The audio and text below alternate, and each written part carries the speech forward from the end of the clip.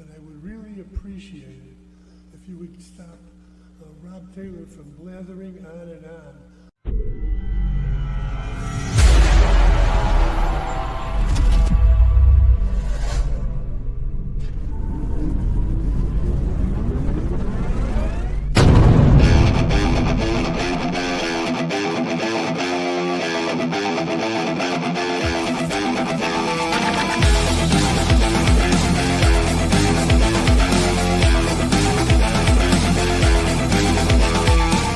Opinions expressed by the talk show hosts, callers, or guests on the Rob Taylor Report do not necessarily represent the opinions of the hosting platform, subsidiaries, sponsors, or possibly anyone else on the planet or the known universe.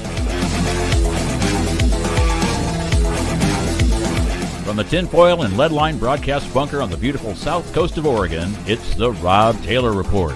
So strap yourself in. Your political therapy session is about to begin. Ladies and gentlemen, here he is, the nearly famous Rob Taylor.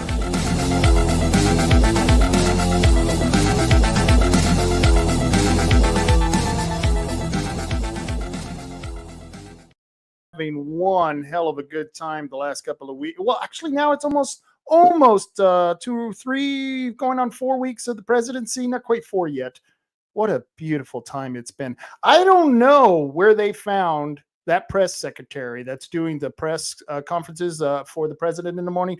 That woman, that young woman is incredible. I heard she's the youngest press secretary ever to grace the stage in that position. And she is absolutely incredible. Talk about someone who's transparent and honest and can answer a question. All the things that Jean-Pierre, or whatever her damn name was, could not do. And so it's just been a wonderful time. It's just been a very wonderful time.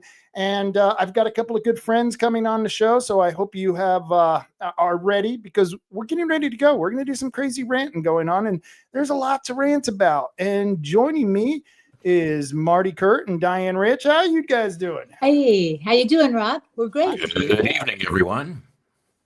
All right. The crew is together again.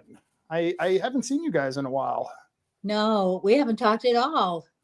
We really haven't. And I've been doing a lot of stuff still politically. You know, I just don't. I'm like a neurotic shark when it comes to politics. If I stop, I die. It's like a shark swimming. You got to keep moving. Keep swimming, man. You got to keep swimming. Keep swimming.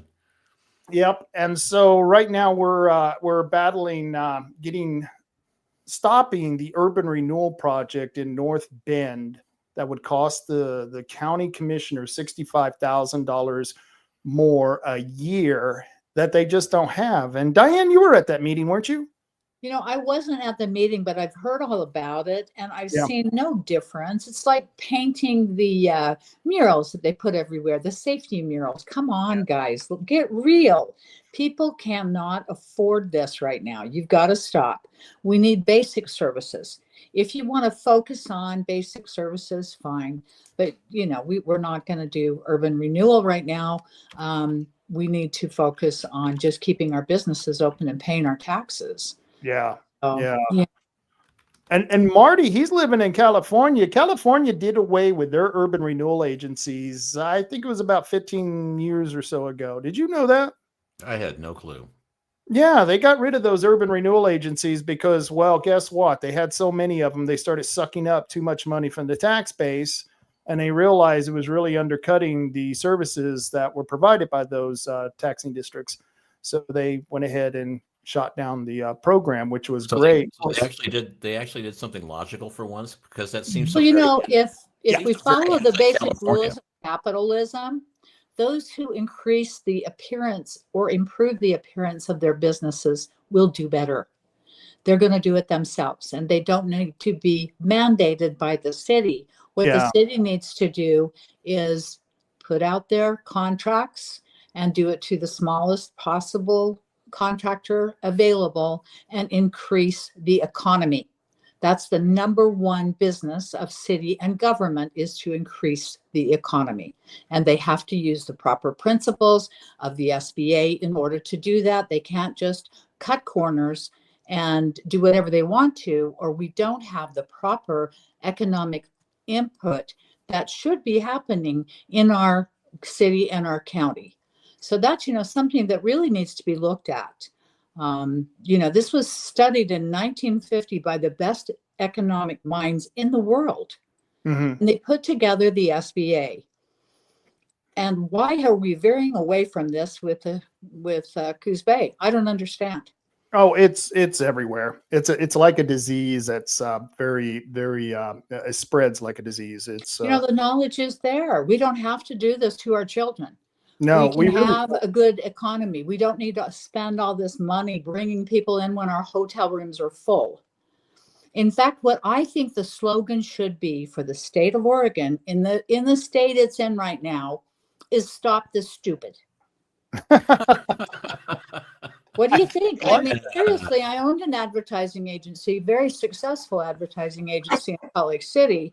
And I think right now that Oregon should change their state's slogan to "Stop the Stupid," because any state that is willing to put out a bill like HB 2543, giving $15 million to keep illegals in the state of Oregon, when we are fighting cartels, illegal money, trades, child, human trafficking, everything child terrible trafficking, in the sex whole wide trafficking, world. And we fentanyl don't have overdoses, money drug to addiction. feed our own kids or take care of our elderly and protect them with our police departments. And we have a state that brings up a bill like that. Yeah, I Yeah. mean, we have plenty of things to take care of at home. We have plenty of people in Oregon that need help, and now we're like, no, no, no, no, no. The first priority is the illegals, and I'm like, yeah, that's just Absolutely not. This is so ridiculous. And, I'm so glad that President Trump has come in and said, hey, listen, we're going to defund Oregon. If you're going to do all the defunding and you're going to put all of our citizens at risk with your policies, you're going to give everything away to China with sequestration of our forest with their carbon credits. Let's go ahead and defund Oregon. And I say, President Trump, thank you. Thank you, President Trump. I Thank agree. you. Yeah, exactly. I mean, one of the things I saw floated earlier today was they're going to cut off all federal funding to Oregon, and they're going to give us all our federal lands back and go, okay, you manage your forests, you manage your lands, you can make money that way. You We don't can need the rock federal. and roll. Exactly. You don't need the federal government telling you what to do. You can do it all in-house, in-state, all by yourself, assuming we get rid of all the cranks in Salem. But that's Well, you guys Guys, covered wait a second, because a lot of the federal lands that we have in Oregon, because they haven't been properly managed, right. have burned and been destroyed. Well, hold Okay. on before you guys go any further, because you touched on a very important issue, and that is what's stopping housing from being developed. And what the best thing North Bend and every other city and county can do in Oregon is eliminate the regulations that Oregon has on new development. There are tons of new regulations that are just killing it. And you're right, land use is another one. The problem with the feds giving the federal lands, is that the state will screw it up even worse. So I think like the ONC lands, the Coos Bay Wagon Road lands, they should revert back to the counties, the proper counties that they are in. And that's the way that should work. And maybe that could be suggested when the federal government is actually considering this. Yeah. I think it should be brought up and recommended, because realistically, we've got kind of we've got to stop the stupid, and the stupid seems to be happening in Salem. So if we can subvert the dollars and get around Salem, we've got half a chance. We're just doing everything wrong. I mean, when you can stop the water to the dairy farmers, you can let our forests burn while our people go without housing, and our people go without jobs, and we go without sheriff departments. The stupid has to stop. So yeah, I mean, I've always had my biggest argument about a lot of this stuff is like, well, we can't forest anymore because we need to save an owl. And you can't buy eggs cheaply anymore Let's because we shoot got the to owls, save guys. Let's go out and shoot the owls. California can't have any water Enough. because it was smelt. I'm like going, hold on. I don't Right. remember any of these animals paying taxes. Our representatives are representing animals and not us. What Yeah. the hell's At going great on? cost to our children and our children's children. I'm so sick and tired of this animal is more important than our children. This animal is more important than our people having work and jobs and shoes. I'm sick of it. We've got homeless everywhere. We've got joblessness everywhere because we've got our natural resources rotting in front of our eyes. So before we go any further, I got to make sure that you guys are ready for the rant. Now, I'm about 3 or 4 shots in myself. Zowie. Yeah. I don't do the high test anymore. 'Cause Yeah. One of it's- my good friends owns Shark Bites Cafe in Coos Bay, and I got to give him a little bit of a plug here because he makes the best margarita in the whole wide world. I love him the most. Here's to Brian of Shark Bites. I will drink Way, to Brian, Brian of Shark Bites. our hero. This Rolling Rock You know, brought to he's you got a by new Brick business City called Bar and Grill in Bananas. Claremont, Iowa. Guys, it's a children's area. You've got to take Layla there, Rob. Yep. It's a place where you can spend time with your children and do fun things together. This is something that our community desperately needs. And of course, Brian and his beautiful wife are putting this together for us. It's located right next to Shark Bites. And if you have any questions, stop into Shark Bites and talk to Brian. He's wonderful. I go to Shark Bites all the time. She's one of my wife's customers. And if you want to have good coffee, I recommend going to Shark Bites because they carry Ragin coffee and they have the cold brew. Oh my goodness. Yeah, we've got a special deal with them with that cold brew. And I mean, that stuff is good. That's some really good stuff. So if you like your ice cold coffee, go to Shark Bites and get some. But yeah, I'm there quite often. And Brian is, I was talking to him about that playland, and he's going to be opening it up. I don't think it's opened up yet. I think it's going to be opening soon. And his daughter, I think, is about the same age as my granddaughter. And so now that I have a granddaughter at 3, I'm going around asking, do you have any kids? Do you know any children? Can we have a play date? Not with me, but with my granddaughter. I'm serious. Yes. Yeah. I'm like it really depends on how you ask that question. Yes. It could be taken the wrong way, guys. Hey, you got any kids? Mm-hmm. Lenny says, good evening. I brought my road sodas. Oh, yes. The road sodas. That's always a good thing. Lenny. And thank you for joining us. Yeah. So we wanted to do this show because we got a lot to rant about. Cal Mukamoto. I'm going to have to figure out that name. Yeah. And he's resigned under some really weird circumstances, and I don't think we're being told the whole story. And I don't know if you guys remember when who was it? The gentleman from the Department of Forestry was fired. The original reason was because he was hiring on merit and not based on DEI policies. And so they fired him, but later they came out and said, no, he was sleeping with one of his younger employees. I don't know if that was true or not, but now Cal Makamoto is resigning. So what do you know about this, Diane? Anything? You know, I wish we could start a little bit earlier, but I don't feel comfortable with the members of the Board of Forestry. And specifically, I think that I better be careful what I say here. So I'm going to back out and not talk about it. But in my opinion, the complete Board of Forestry needs to be dissolved 100%. It is a sham. It's a show for the governor, and it's destroying our forests. And it's destroying the economy of the state of Oregon. And I think everyone who's involved in the timber industry, everyone that has an interest in making sure that the forest fires stop in this state need to rise up and send emails to the governor and request that she remove the entire board of forestry for the state of Oregon, and that the HCP be dissolved, because we can't afford to spend every summer sucking smoke. Yeah. Having our children not have homes. This You know, board, Diane, for someone who didn't want to say anything on the Board of Forestry, you really have gone did a on great about the job. Board of Forestry. Wow. I mean, for somebody that had nothing to say, you're certainly saying a whole but lot you, of you that. told me to drink tequila, guys. I I can't know, help I it. know. Give it I don't to mean to me. pick Oh, on you. no. I don't mean to pick on you. But You really, say, seriously, you say it with love. you know, you've been dealing with these guys, and you went and testified for them. Heck, they got a guy who was a guy and now's a chick, and we call him man hands. I don't know if Marty, you weren't there. That guy had big. It's like someone told me there's a tranny on the board, and as soon as I walked in and looked at their hands, I knew right away which one was the tranny because it's dressed like Well, a here chick we that has are. big When hands. the Board of Check Forestry the Adam's is apple. introducing this horrendous HCP, and they're eliminating 512 taxing districts, including the Sheriff's Department of Clackamas County. Yeah. And they're saying, this is going to be okay.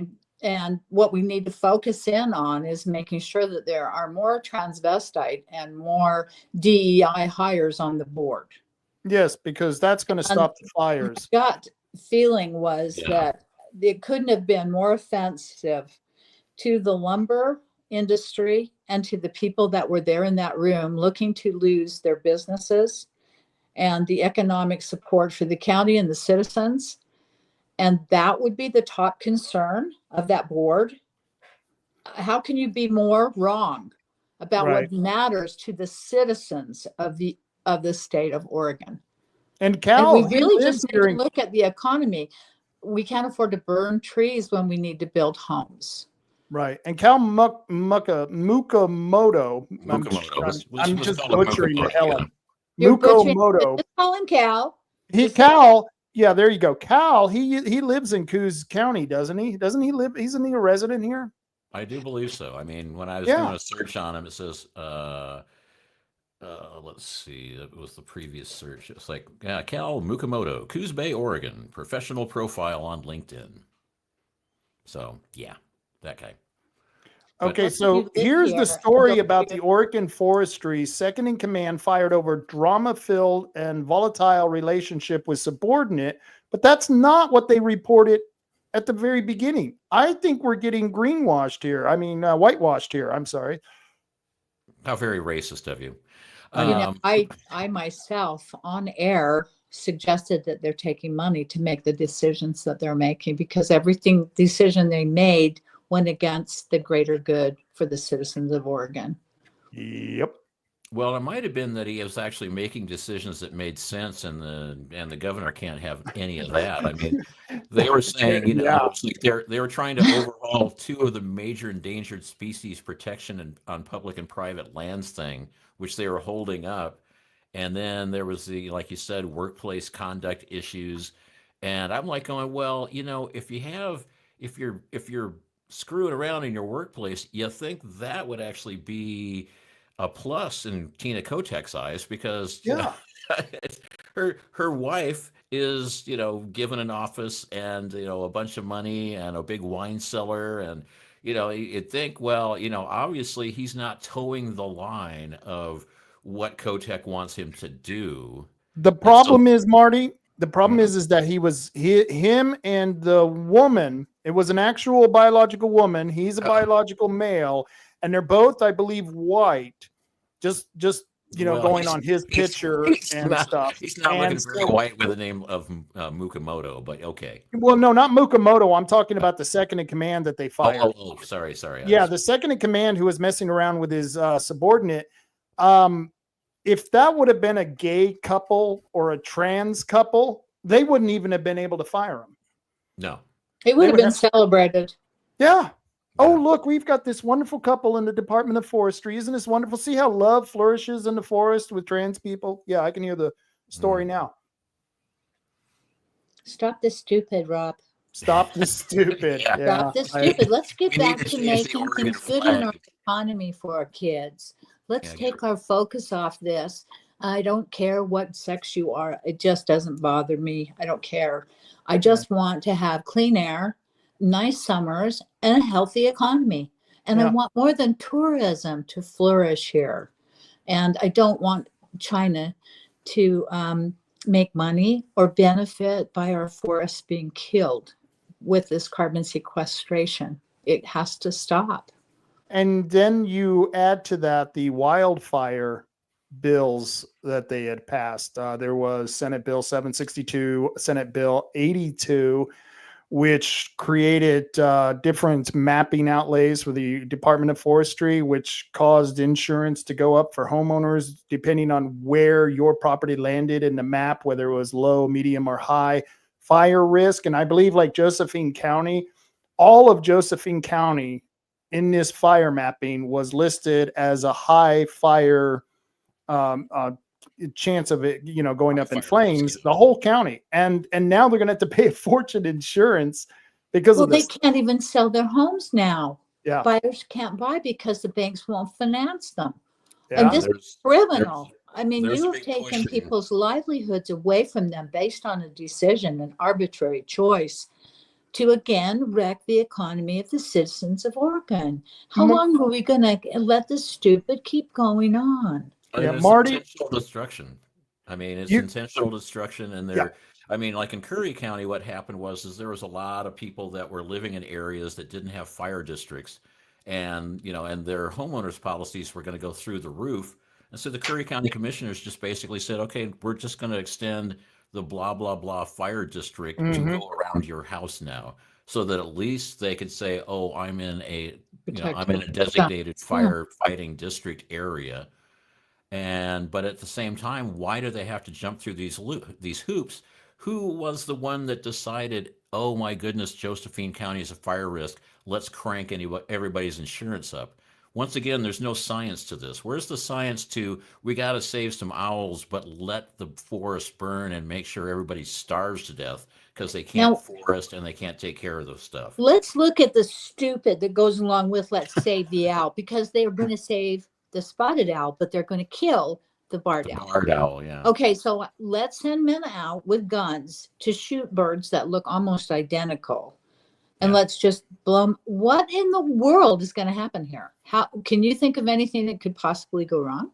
Anything that could possibly go wrong with them out there shooting birds that are almost identical. Yeah, it's absolutely bizarre to me to eliminate one bird species to save another bird species. We're literally playing God.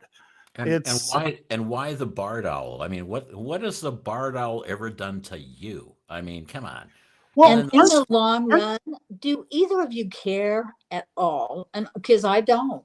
I'm sorry, maybe I'm not very sensitive, but I just don't care about either of those owls. I just care about our grandchildren, and I don't want to have these fires anymore. And I'm sick and tired of stupid reasons stopping for us from acting like grown-ups. Right.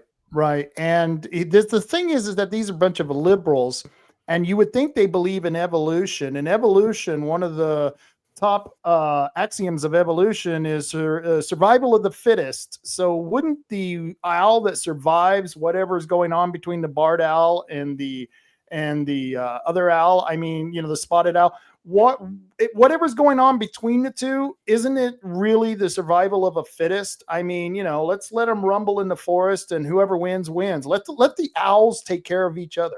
Well, no, because you got to step in like the American Army. In Oregon, they've got to do that. And how does that work? I don't know. Again, stop the stupid. If they went out and shot cows. Maybe we should don't have cowboys or something around here. There's cows out in the BLM land. Why don't you hire somebody who owns a ranch to go get them? I wonder if they're eating them, if they're out there shooting them. When I read that, and I was blown away that they were shooting feral cows. I didn't even know they had feral cows. I don't. Yeah, I guess they escape, they get out, and then they breed out in the wild, and then you got feral cows running around, causing trouble. They're just cows. Cows are just good. Cows, man. You can grab cows and put them in with other cows, and take them to market, and we eat them. Feral cows, regular cows, whatever kind of cows. Cows are cows. We don't want the farm cows picking on the feral cows. You know what I mean? That's it. We got to keep those people separate. Those cows separate. Those darn illegal cows. We don't want any wild range cows, taking care of our domestic cows. I mean, that's just horrible. That's what I would do. I'd go out there and shoot them, butcher them, and then call them free range cows and sell them at $2 more a pound than the At regular least, maybe 20. Maybe. You never know. Organic Because you can free put range sterile cows. free range. Organic free steroids. range. Yeah. Never Free had steroids, any never- shots or human fed- touch in its life. Always fed, always fed natural foods out in the Yep. wild, never in a cage, always content. I mean, you always get the best milk out of contented cows. There and you you're gonna go. get the best steaks out of contented. I think that's true. I think that's absolutely true. So But then again, in $100 China, they torture those dogs before they eat them because they think that getting them all tensed up and angry actually releases the flavorful juices inside the dogs that they Ew. eat. Oh, I thought Yeah. that was adrenochrome, but maybe I'm not thinking dogs. Maybe I'm thinking what goes on in other places where they harvest adrenochrome. So Yeah. That's wild too. Now you're getting into conspiracies. Okay, Marty. yeah, no, I've left. Now my you've kids gone on really that. out there, Marty, and you're on the rant, Oh, I know. I hope John Smith comes on here. That's one of his favorite discussions right there is Is the that- adrenochrome thing. Oh. Yeah. the adrenochrome. Okay, so what's going to go on here, guys? 20 people with signs can change the world. And we have another stupid 75-year HCP that's going to basically destroy the economy of Oregon. Oregon is the forest. Oregon needs the forest. We have to save our forests. We can't let them die. What do we need to do? Guys, we Now- have something. There is a 60-day appeal on these wildfire hazard maps, and I don't know if anyone is appealing that. I just happened to pull that up when I was searching it today, and I found out about this. I still look at Henri's pages and stuff, and I didn't see this on there, and I thought, wow, this is something then we can utilize this 60-day repeal. And it says here that Oregon property owners who are receiving notices from the state that their property is in a zone with high wildfire risk and in a designated wildland urban interface have until March 7th, 2025 to submit appeals. So property owners can still submit appeals on this. Well, they better get busy and do so. The problem is a lot of people won't do anything, thinking others will do it for them. Well, not only that, but a lot of people don't even know, one, that there's the wildfire thing, the wildfire mapping is going on. And then second, how many people actually know there's an appeals process? And third, how many know when the deadline is? Yeah. I mean, didn't you run into deadline issues where we followed the state deadlines for filing, putting in a ballot initiative summary statement? And nope, sorry, you're 2 days late because we had a county, and it's like, no. I mean, it's like, I don't think there's a lot of people, if they knew this information, I think a lot of people would participate, get involved, get angry, when Coos County was doing that, road setback thing. Yeah. Well, they had so many people show up, they had to go to the fairgrounds. That's when people found out about it because it affected a lot of people. This is going to affect a lot of people, but how many people know? How many people get those notices and go, well, I don't think this really Is this affects real? me." Is it Yeah. Is it Does this real? affect me? No. I don't And think most so. people don't think it's real, and most people won't do anything about it unless there's like some great big push. If people get out with signs and let them know on the street corners. Well, That's you about guys the know only the thing. government. Okay, so you got the government agency sending out the mail through another government agency, quasi-government agency, and both of them are known for, not being as competent as they should be, and we're supposed to rely on them to actually get to the property owners and notify the proper people. I mean, only during the elections can they get the right names on the wrong envelopes. Yeah, I still have a FOIA going on with USPS about the 985 ballots that disappeared. And I was like, and I'm just like, And they're like, The election right there, yeah, and I'm like, the election. why do you, and they're asking, why am I asking this information? I'm going, it has to be something that is substantive to everybody in your area. And I'm like going, you mean like a general election that affects every single person in the county? And, and they're like going, well, I don't think that's a good enough reason to give you this information. I'm like, Jesus, how much more do you need? Well, who the hell are them to decide Dealing with the that? stop the stupid, Marty. I mean, Yeah, I come know. on. I It was will saying, just affect the entire election for the entire county. We don't yeah, need to look at that. Come Right. on. Right. yeah, if we took Yeah. those Stop the nine, stupid. if we took the 985 and took them away from who won the commissioner and gave them to Bob Bain, the difference would be like 20 something votes. It's like, okay, it's like, so you're saying these 985 didn't make a difference. Well, we got 93% of the ballots delivered. I'm like, yeah, tell that to the 985 people that didn't get a ballot. Crazy. And that's okay in your Yeah. job. That's an okay thing to do in your job as the clerk. Where's the impeachment that should happen at a point like this? Good question. I'm Hey, sorry, Marty, isn't that what you do when somebody totally screws up? screws up. Yeah, that's what you're supposed to do. Yeah, Marty, they get tell us fired, about. they get removed, they get impeached when they're elected because they screwed up the entire freaking election. Right, Marty, Well, you sent me some stuff on the county clerk, and I think it's the Association of Oregon Counties. Was that it? yeah, the Association of Oregon County Clerks is meeting starting next Monday. And okay, so our beloved Brecky is going to be she's going to be there, and Dan Loomis, our favorite guy from Douglas County, is going to be there. And some of the let me get to the message I sent you guys. And okay, so Brecky's the AOC rep. I don't know what an AOC rep is. That's an I'm interesting. assuming it's Association of Commissioners rep, I guess, or the senator from New York who can't really finish a sentence, but is probably a really bad bartender, as bad as she is in the Senate. And then I Loomis find is it ironic. yeah, and then Loomis is the historian, and he's got a lot of history to him, so He okay, does. that makes sense. And Yeah, he's then, got a lot of real history to him about the clerk position. He can tell you all about the scam.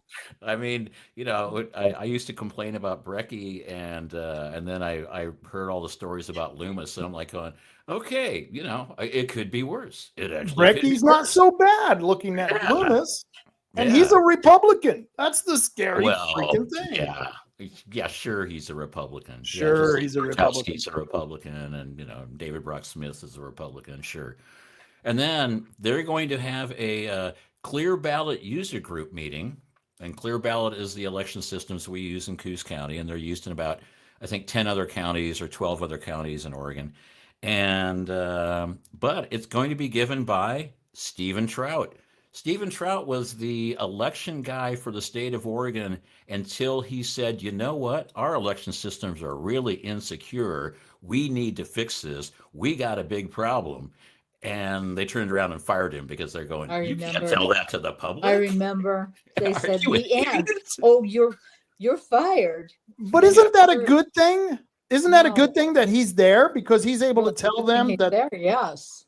I don't Hopefully know. he can do something about it because, according to federal law, the clear ballot system doesn't qualify No. to be used in elections in the first place. And they're required to have inspections on that equipment that they have not had. And therefore, that alone should make the elections for the county not quite federally sound. How do you say that? Well, Yeah. they weren't. I think you weren't- got They're it. not. I mean, it's Yeah. not good. It hasn't been for a long time. Before we go any further, I want to say hi to Nicole. Hi, Nicole. Rod is probably sitting right next to her watching too. Hi, Nicole. Hi, Nicole. I saw that come up on the screen. I was like, hey, hi. And what happened is with clear ballot, and and they kick out Stephen Trout. But it'd be nice if he's working for clear ballot and he can actually go in there and secure them and turn them into secure systems, because they did not pass certification for the 2020 election. No. Their clear ballot certification had expired. The company Pro V&V, the company was supposed to be certifying these systems, they didn't renew their certification, and so therefore Clear Ballot 2.1 was not the one used in 2020. It was not certified. It was, you can't use it in an election. And it's like I brought that up, and they're like going, and I just got crickets. I was like, nobody went, gasp, we're going to have to redo the election. They were like, yeah, so what? Wouldn't they Yeah, have so to have what? a way to Exactly. connect to the machines to certify them? What's that? Wouldn't they have to have a way to connect to the machines to certify them? No, what's actually supposed to happen is they're supposed to come out in person and they're supposed to run an accuracy test on the machines in person and verify. They don't do that, do they, Marty? They don't. And I've Not that asked I- for the logs from the county clerk, and they're like, oh, yeah, we'll get them to you, but they never have produced them. And no matter what we've talked about, even in your court cases, it's been an invisible. They've never done it. They have no clue even what we're talking about. Marty, have you Because- done a public records request on that? Oh, I've done plenty. I mean, Yeah. I've done a whole series of public record requests on, Yeah. give me the web activity logs, give me the election activity logs, give me the ballot images, give me the cast vote records. And every Because time, Yeah. if they actually do give me the information, they quote unquote redact it. I can't, how do I do finger quotes when I don't know where the camera is? They redact it for security reasons. And I'm like going, so then you didn't actually fulfill the request, did you? I asked for the logs. I didn't ask for your version of the logs. And when I looked at all the logs were, well, they're supposed to have hundreds of thousands of entries. They gave me 220 out of 22,000. And I went through all the logs, and the logs basically say they never ran the election. There was a big gap. I mean, November 5th never happened. There was, the logs went up to about a week before the election and started up again about a week after the election. And at no point did they say, oh, we loaded these, we loaded this election, we loaded this. No, none of the above. And it's just like, and I've done, I've asked them point blank. It's like, well, your two scan stations, the machines that are plugged into the scanners are Dell laptops, and your main scan server is a Dell desktop, and the laptops are running Windows, and the desktop is running Ubuntu, which is a Unix operating system. And every time I fire up my Ubuntu box, it's going, you need a security update. Like every second day, it's like going, you need a security update. I'm going, well, how do you guys do your security updates? Windows Defender, when you run a Windows box, you have to be, it has to be constantly looking Right. at everything that's going on in your system to see if you need security help. And I'm like going, and those things need daily updates. I'm like going, if you're not connected to the outside world, where do your updates come from? As a matter of fact, how does Clear Ballot update their systems? And they basically said, oh, well, people from Clear Ballot come out and do that. And I'm like going, okay, maybe, but I'd like to see some proof of that. It's like, let's see the logs of when people showed up and what they did. And they're like, well, we can't give you that. I mean, like when I asked them, can I get a list of everybody that was sent a ballot? And I said, well, we can give you the active voter list, but we can't give you the list we're sending to the mailing house. So I'm like going, why is that? I mean, it should be something that you can just go ahead and tell me. It's not like I'm gleaning any information out of this that's going to subvert the whole election. I just want to know who you're sending the ballots to. I just did a public records request for the Port of Coos Bay, and it was a pretty simple records request. And they came back with, it's going to take 4 hours and it's going to cost $300. And of course I challenged it, and now I'm going to have to go see the DA. And if the DA denies me, I'll have to go to court and all this wonderful stuff, because I just don't want to pay the $300. I just don't want to give it to them. Yeah. And the county, I just did the same exact public records request with the county, and they gave me all the information within a couple of days. No problem, no charge, no fuss. And it was like, why is it the county can pull their act together, get you the information that they want? I'll grant that you're having trouble when it comes from the county clerk, but most of the time I get whatever I need from the the county just by asking for it. And a lot of times I don't even have to fill out the public records request form. They just send it to me. Bobby is great. Bobby is a great secretary. And she knows all the secrets. She knows where all the skeletons are buried. Yeah, and Totland was pretty good about, I asked him some questions about, okay, County of Coos County went and got an outside lawyer to fight us for the public, for the ballot images. How much did you guys pay outside lawyers? And he said, well, you're going to have to file a PRR for that. And I said, okay, fine, give me the form. I filled out the form. And I said, how much am I going to have to pay for this? And he's going, I only wanted the PRR so I have it in record that you asked this, and then I answered the question. And then he gave me the answer on paper and said it cost $21,000 blah blah blah dollars for the outside lawyer to fight me and Ron, because Ron was the guy that was driving this. But I was the technical guy. Ron was the guy with the that would get up in court and talk thing. And but I mean, with our county council, he was just like, no, I'll be more than happy to give you that information. Yeah. And and it's like, I just want you to fill out this paperwork so I have a trail of paperwork that says you asked a question, I answered it. And so I'm when like, they do that, I'm cool with that. So when they do these stall tactics and charging an exorbitant amount for records is always a stall tactic. And the county did do that before Rod Taylor was even commissioner, when we wanted to get those ballot images. And what was it they wanted to charge us? I think it was what was that? It was a $100, wasn't it? It was, when we asked for all the ballot images, it was like $9,000. And then we said, we only want the redacted images. And they said, oh, well, that's only going to be $1,700. And it's like, well, golly, that's how could I refuse? Yeah, give me two, please. Come on. So now I want that public information, that public records request fulfilled more than ever, because now that they're putting up roadblocks, it's like, I'm on to something. Right. Yeah, they don't quite realize it. The whole thing is I realized it was kind of the task of Sisyphus here. I'm pushing a rock up a hill, and I'm never going to be able to get that rock up to the top of the hill. Yeah. But I looked at it from the standpoint of, if I keep chirping like this and I keep getting blowback for chirping, and I document all the stuff that's going on, all it's going to do is show that they're expending so much time, so much effort, so much money to keep me from getting what should be easily accessible public records. Why is that? And that's, and I want that question in everybody's mind going, if these were, if they had actually won the election, they would be like standing on the mountaintop going, here's all the records. We have proof. Here's won this election. Yeah. Yeehaw. The fact that they're going to throw you in jail for asking that question makes you go, even the stupidest of people is going to go, there's something wrong there. Stop being stupid.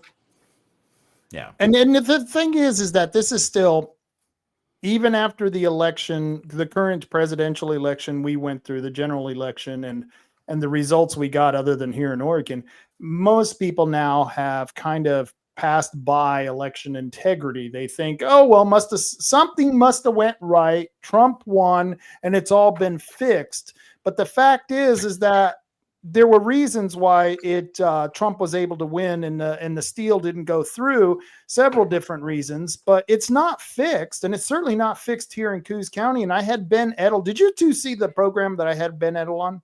Oh, yeah. Yeah. I'm sorry. Oh, gosh. It's a good one. And he talks about ending vote by mail.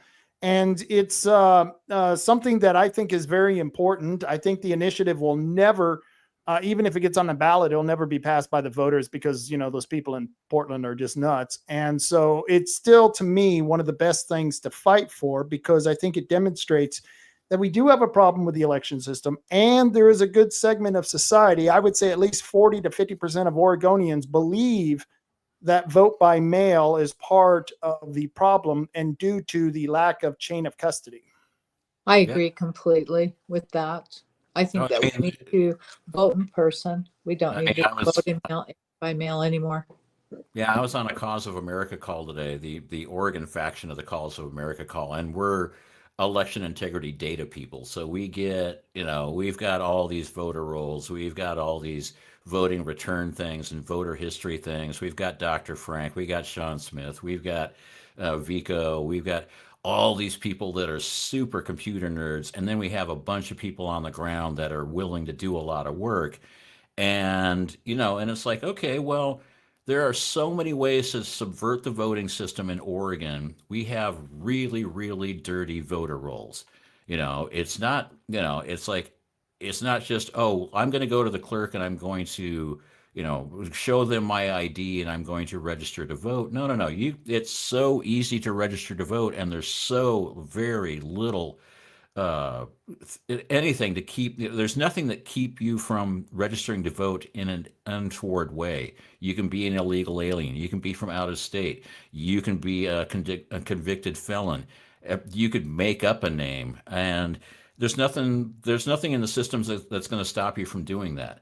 And then we add to that the DMV, like wholesale sending people in. And Yeah, then because we know the DMV is great at record keeping, right? Yeah, Right. only 53,000 illegal aliens so far, but the audits just started. Yeah, so and then we've got, Oregon Health, and then we got the ERIC system, where there's, the ERIC system was set up essentially to say, so if somebody moves out of Oregon and moves to Colorado, then we're going to alert Oregon to, take them off the voter rolls, and we're going to alert Colorado that, here's somebody that should go on the voter rolls.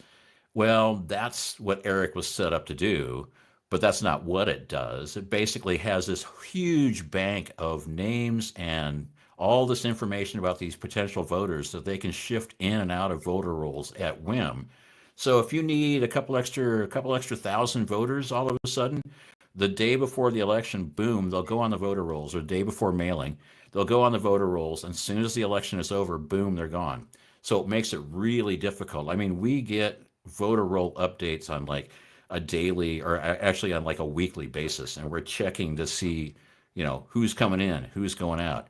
The churn in Coos County, and Coos County's not huge. We've got what, 50,000 registered voters, Not and many. we've got like 2,000-3,000 people coming in and going out like every year. I Right. mean, if we were in Salem or Corvallis or Eugene, where a lot of people are going in and out, that might make sense. Coos County, it's a bunch of old codgers like us that once we're here, we're not going anywhere. I'm not leaving. They're going to have to carry me out. 6 people are going to have to carry me out. I mean, I'm just too cheap to move. You It's plan the same on reason. getting away. It's the same reason I'd never get a divorce. I'm too cheap to get a divorce. Then again, I love my wife, so why would I do that? I'm saving up for my divorce. Yeah, I'm saving up for my divorce. Yeah, but I mean, okay, so the voter rolls are bad. And then, okay, well, chain of custody, there isn't such a thing. I mean, it's like, okay, the USPS, I mean, here's one that I was surprised by. I asked for the BPO 13 report, which in the world of election stuff is give me a list of all the voters that were sent ballots that their ballots came back as undeliverable. And I asked for that.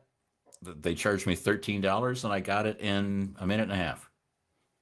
It's amazing how that's the way government should work. It should be transparent. In fact, I think most of the records I have ever asked for, and the records that you have asked for, most of these records should already be available somewhere in an archive. They should just be on the county website. I mean, Yeah. the county website for elections, you can go back and look at all the election results and all the breakdowns and all the election results. And I'm like, well, then put the ballot images up there, put the CVRs up there, put everything up there. I can go to the county website and I can look up my property lot and say, okay, it says it's owned by me, and here's how much I'm paying in taxes, and I can get that immediately. I don't have to call somebody up or bug somebody or send them an email. I can just get it from the website. Mm-hmm. Hezekiah says sex offender felons can still vote in Oregon. Can you believe that?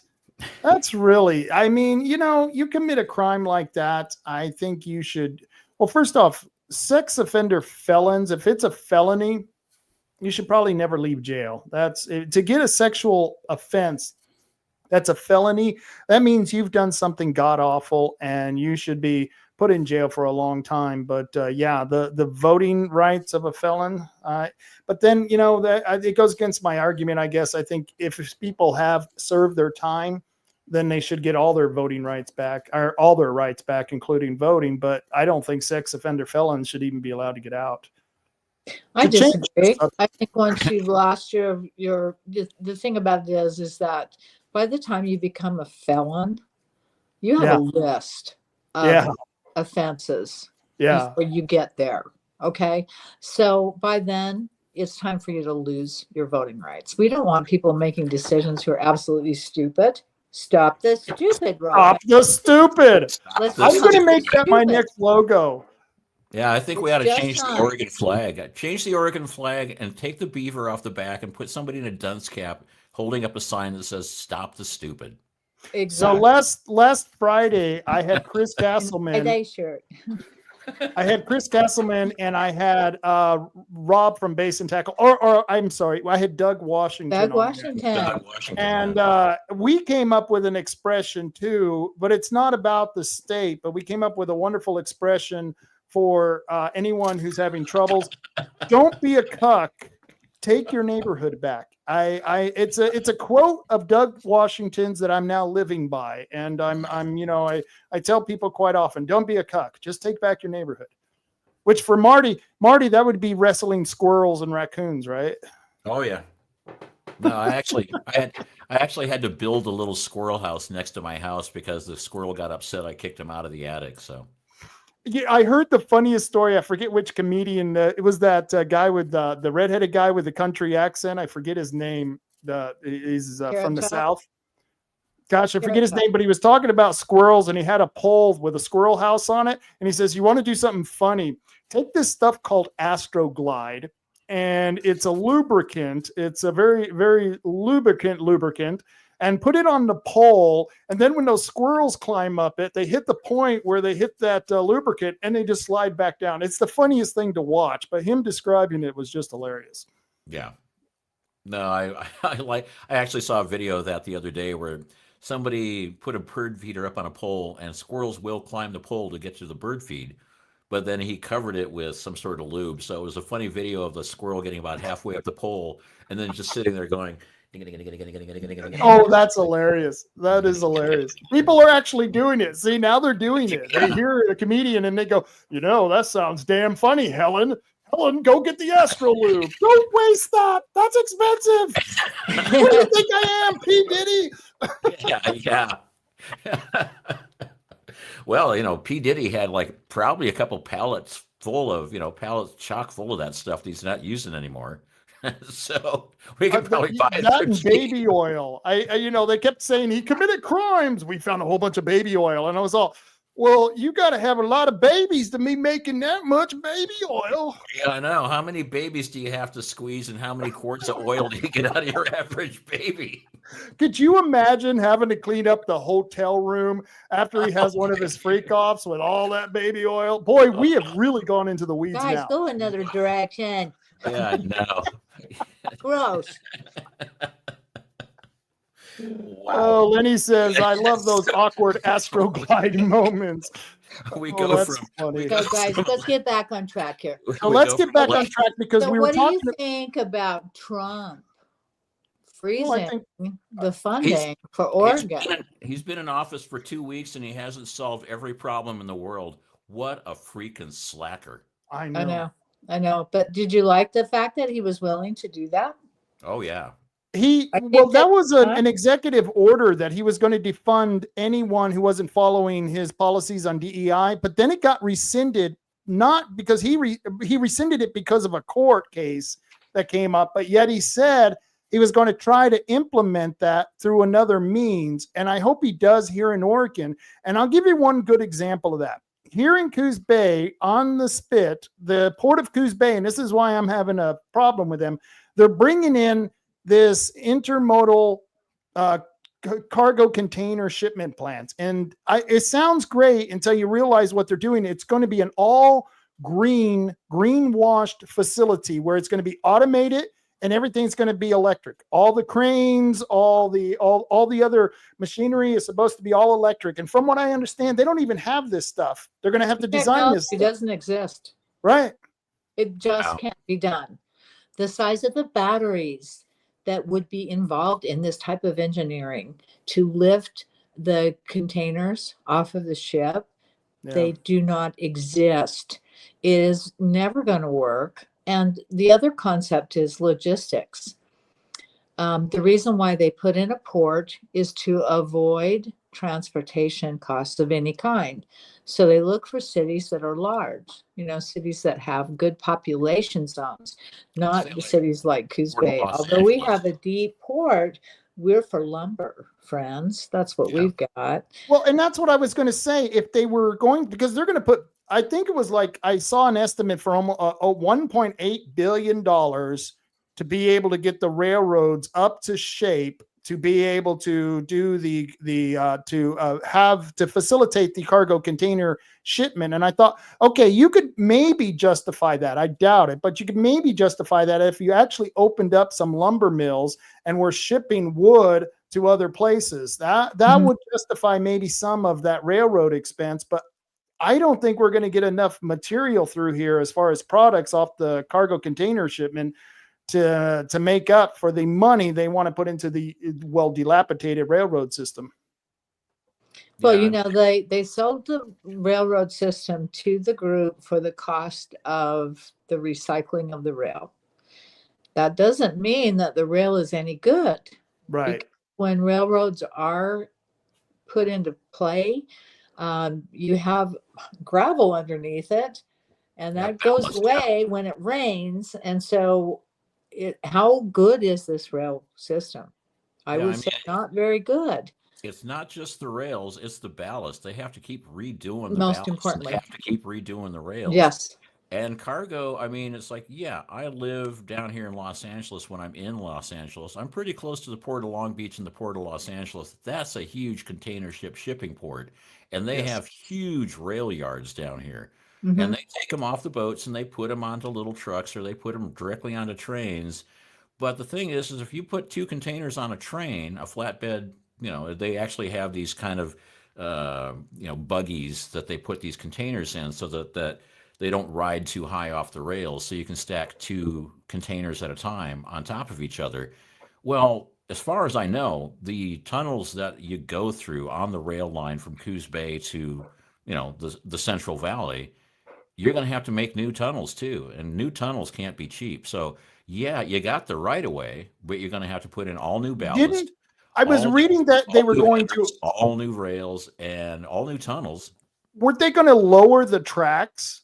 Instead of doing the new tunnels, I heard they were going to lower the tracks. There was some engineering idea where they would lower the tracks through the tunnel, retrack it, pull the tracks up, lower it, and then put the new tracks in. And that would be able to allow them to bring those cargo containers through there. But, I had Rob from Base and Tackle on, and he had a video of the train truss next to, what's that bridge? McCullough Bridge. That train truss, and I mean, there were cross beams and the pillars that were holding up those big metal pillars and stuff. They were just rotting through. You could see through the pillars, man, and they're not there for decoration. This is stuff that's needed to hold the train. Holding up the bridge. I was holding up the bridge. I was fishing underneath it, going, "How is it holding up that train?" And I was like, "Going, can we get away from underneath this bridge while the train's going by?" As the trains go across the bridge, they can only do like 5 to 10 miles an hour, because to go any faster would create too much. It would create too much resonance that it would actually destroy the bridge. And I'm like going, that's some really good infrastructure there, kids. You're taking a rattly old bridge and a rattly old train, and it's all rusty and it's all shot through for holes. But let's put in a container ship port here. Boys, doesn't this sound like the wind turbines? It You know, does. the technology does. doesn't exist. It's going to kill all the whales and the dolphins and everything else. But let's just go ahead and throw $64 billion at it. Where's Cribbins? Get where's- VBS. Throw him at it. Give and them where's- the lead. And where's the same people that are so up, they're so, they're like, oh my God, we got to save the bar doll, or we got to save the spotted owl. We got to kill the bar doll. And we have to save the salmon by pushing back the land so that, it's too far away, and so forth and so on. We got to flood that whole area by Coquille in case one salmon wants to have sex, that kind of thing. And then it's like, and then let's kill. and then let's put in tear all them these out, wind kill turbines. everything that are in the gonna- river. Yeah, and then let's put in all these wind turbines that have like 0 EPA studies. Yeah. They're going to kill the whales, kill the crabs, kill the fishing, and it's like, well, those ocean animals, we don't care. Yeah. We don't care. But the spotted owl, save the spotted. It's because save the you- smelt, you can't don't see the smelt. fish. And don't forget about the slugs. They The matter. slugs. Yeah. Yes. Slugs matter. Oregon Outlaw says it's like they want to destroy our fishing logging port. It's almost think? like they do. And then he has another Now, comment. don't He forget says, the farmers too, though, because they can't have any Yeah. water at the dairy Yep. farms, because washing the cows before you milk them, it might pollute. Are And we insane, guys? When does this stupid stop? I mean, seriously, guys, this is crazy. Stop Well, the you- stupid. I'm going to have that logo up next week, just like my Don't Be a Cuck, Take Back Your Neighborhood. I'm going to have the Stop the Stupid logo for Oregon. I'm going to get the Oregon flag, and that's going to be my new logo on that. Just for And we you. need to have some signs, though, because we need to start as soon as the weather changes. We've just got to stop the stupid in the state. That's all there is to it. Yeah, Oregon There's Outlaw. smart people out there that can join together and quit letting the legislature come up with ridiculous concepts and things that are hurting our families and our ways of life. I want to. You made a good point, and I want to come back to that. I want to talk about this comment. Oregon Outlaw says. He says they will need rails and a lot more electricity brought in. It seems, unless they plan on using offshore electric, which is very interesting because you're talking about the wind turbines. And then he says, who's to say the containers will not be full of Chinese? Bah, ha, ha, ha. And that's a good point, because there was a report saying how there are about 1 million Chinese who are smuggled in on those cargo containers every year. They worry about the wall. No, those cargo containers are coming here, and some of them are full of a bunch of Chinese people and other ethnicities that are coming here. If you look at the overhead Google, the Google Earth overhead of near one of the rail yards, near the container ports here in Los Angeles, you will see a whole bunch of messages that say help, send police, and people are being shipped in containers, and then they're being put on trains and then being transferred into these way stations to be put on other trains to be taken other places. And so and it's still there. You can see these messages for help. And it's like, okay, great. Let's put in containers in Coos Bay so that not all the people that are being, not all the human trafficking has to go through Long Beach and Los Angeles now. Right. Now, let's look at what they've done to our area and our youth. Here we are with the natural resources the entire world is jealous of and envious of to the moon. They've cut all the jobs. They've taken away all of the revenue from the Elliott Forest that used to fund all of our schools for our children.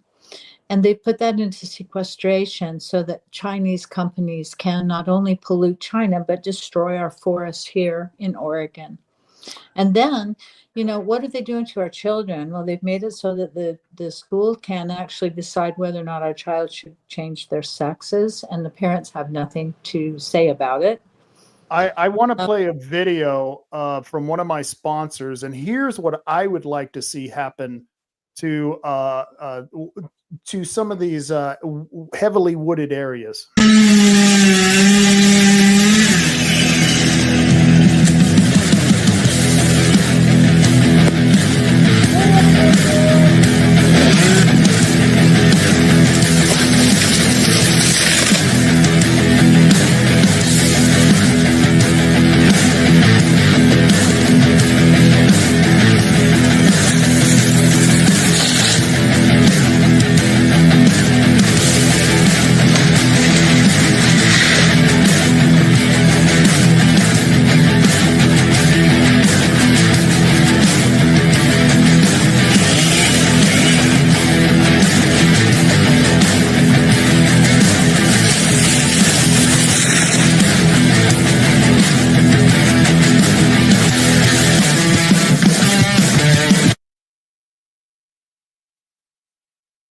Aren't those guys badass?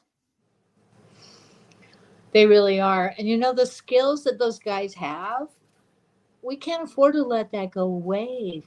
We really can't. You should see these guys. They will climb those trees. They will scale those trees. They take ropes out, and they are. I've seen them swing back from one 90-foot tree to the other 90-foot tree, coming down the trees, and it's like watching freaking Tarzan, but yet with a chainsaw and a Marlboro in one hand. It's it's just beautiful. And Very I like impressive, that. guys. Yeah, I really like that commercial. I mean, outside of the fact that it doesn't really have any like, you should call 3H Tree Service now. Yeah. I mean, It needs you, Marty. It needs I your know. touch. We need to do a couple of commercials. Get together Yeah. with Marty on that. Hurry, Rob. I hurry. really do. We need to do that because I need a couple of really good commercials. I went to Tom and Gigs and I took pictures of different merchandise. But the problem is that in the background, it's so noisy because of all the stuff he has on the walls. You can hardly notice the product that I'm focusing on. So I didn't realize that when I was taking pictures. And so I walked around, I was taking pictures and I was going to put it in a commercial. And then I realized, well, those pictures suck. So I'm going to have to figure something else out. I love Tom and Gigs. That's a great store. I still have their tannerite. They are wonderful people. Wow. Get them back their tannerite. When Oh, no, he told me I could have it. And we're going to go up to the mountains. Now that my son is here, we're going to go out and we're going to blow some shit up. Let me go Father's too. I want to blow shit up with tannerite. Best. You and Marty can come along and we can Let's blow go. shit up. Let's Yeah, blow shit up. Yes. somebody was asking me one time, what's the best method for area defense around your house? And he said, lawn gnomes. I said, lawn gnomes? How is lawn gnomes going to protect your house? He's going, oh, I fill them with tannerite. That's So smart. I see anybody intruding on the property, all I do is like shoot a lawn gnome. Fixes That's- the problem. Tannerite That's is a just damn fun. good It's- idea. It's beautiful to shoot things, when you fill them up with water and they explode. Oh The yeah, tannerite just takes it to another level. I know. Just remember, go out sober and take all your trash back with you. That's Absolutely. Take your trash back and don't drink. and don't drink or anything else. No, of course not, because firearms should always be used when you're totally sober. Totally sober. And that's something we teach in every of the trainings that I've ever been in. And there are times when I've had buddies who go out in the woods to go hunting and they're drunk as skunks all weekend long hunting deer. Like, this is not going to end well. And then we always have the one guy who brings out the antler jacket for his mother-in-law. Oh, hey, go out there, Helen. Nice. So Yeah, I saw a guy post a thing the other day, and he's like going, I'm really upset that with all these deportations of illegal aliens, my mother-in-law might get deported, and I think that would really be bad because my mother-in-law lives at 1342 Main Street, and she gets off work at 6 p.m. It's the blue house on the end of the street. I'm like going, oh, okay. no, There you I got a cool mother-in-law. It's funny. My mother-in-law is on one side of my house, and on the other side of my house, I have my kid now. So it's like I'm completely surrounded here by family. It's a beautiful, beautiful thing. Wow. That I'm sounds so great. jealous. Gosh, Sounds I'm jealous. great. That's It so goes wonderful. horribly wrong, but yeah, that sounds great for now. Yeah, that sounds great for now. I'm Let's just blow my own hoping. horn for a minute. My son is opening up a medical clinic soon Where at? Nice. in Eugene.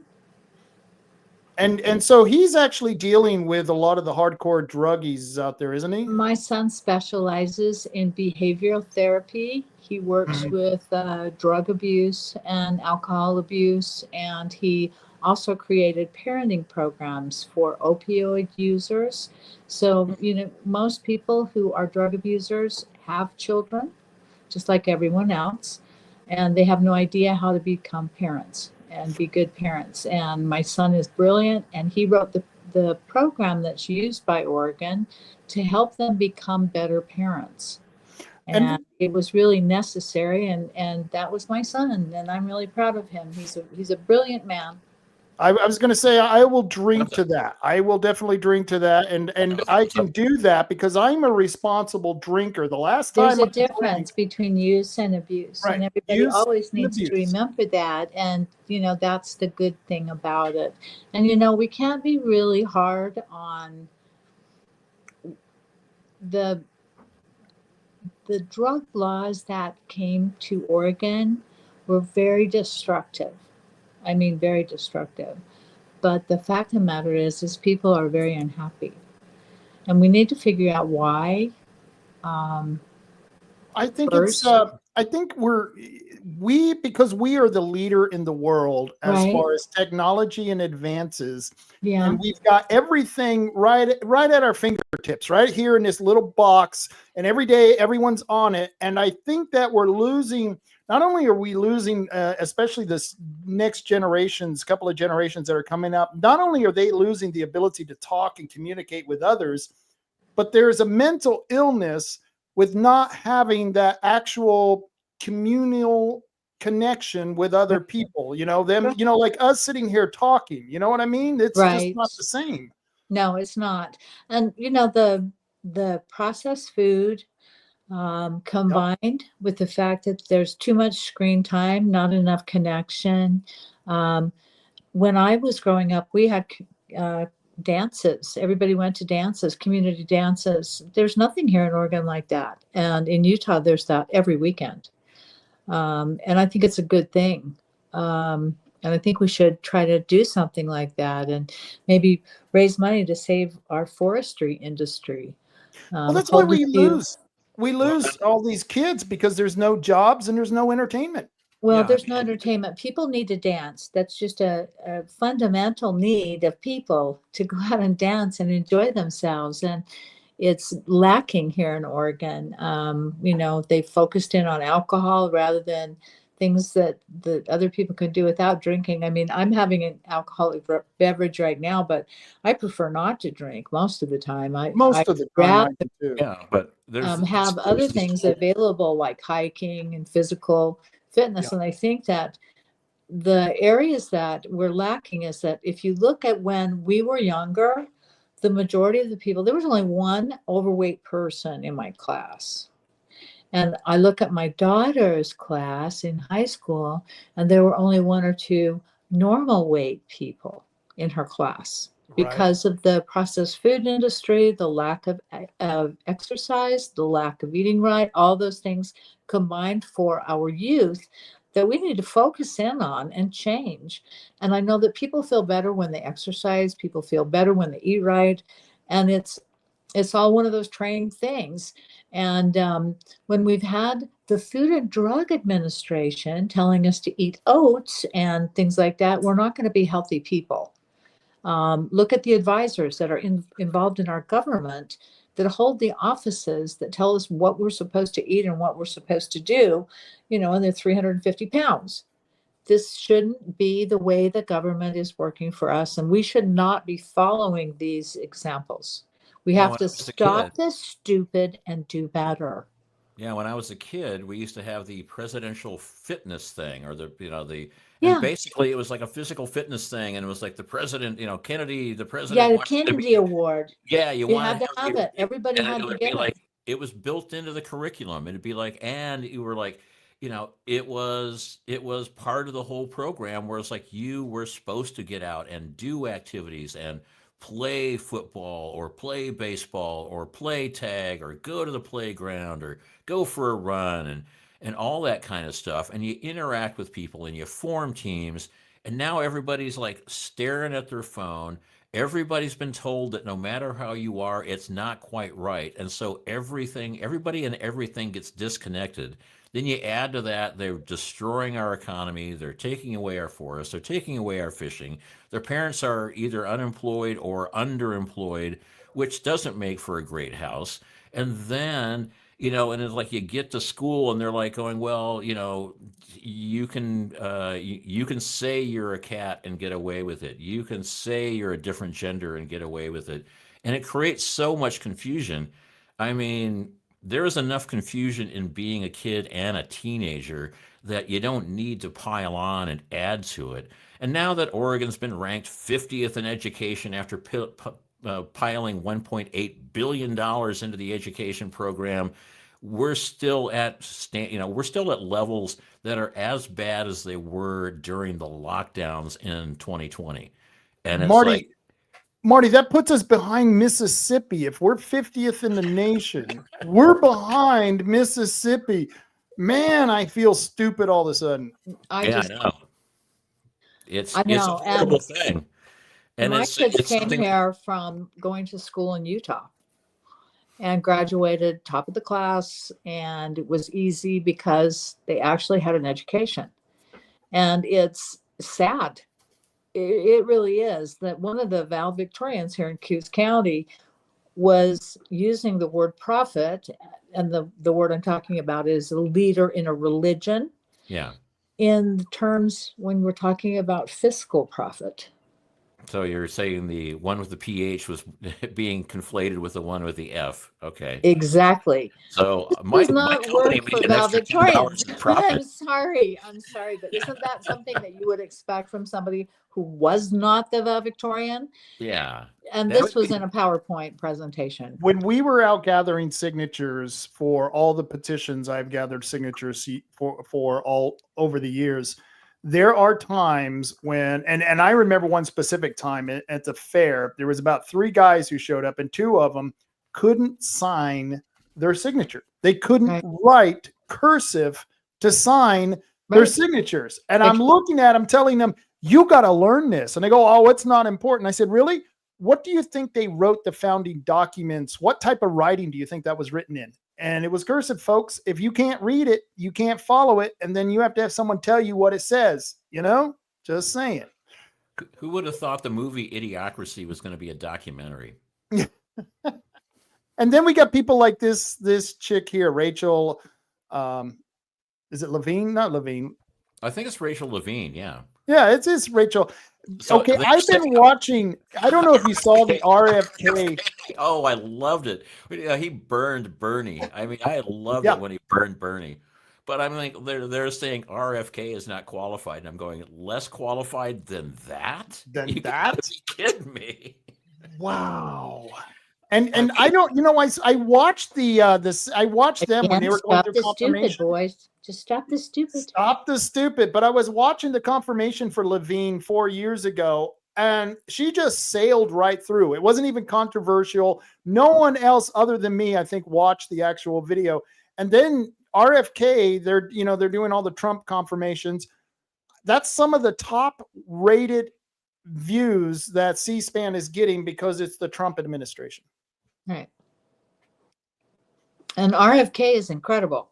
RFK is incredible. To have him in that position is phenomenal, and it's what this country needs. We need to know what we're supposed to eat. We need to teach our children the right things to eat. The right things should be available in our public schools. It's not that hard. It's just not that hard. James Smith is joining us. He's saying, oh my God. And I agree. Oh my God. The only thing I have against RFK, and I think he's great, and I'm like, you show a picture of RFK with his shirt off, and he's got like not only a 6-pack, he's probably got like a 12-pack. Mm-hmm. He's just so cut. And he's way older than I am. So yeah, and I'm like, he's older than I am, and he's well cut, and he's really smart, and he's and then you look at Rachel Levine, and you're like going, and this is why we have problems, Yeah, but, I mean, seriously. But he was, and so Bernie Sanders was trying to, well, aren't you going to be like taking money from people? And he's going, oh, and he was going, Bobby, aren't you going to be taking money from people? And so he turned around and he just basically said, Benny, you are the one that got $1.5 million from the pharmacies. And he's like, oh no. Yeah. How dare you? Don't be talking to me like that, huh?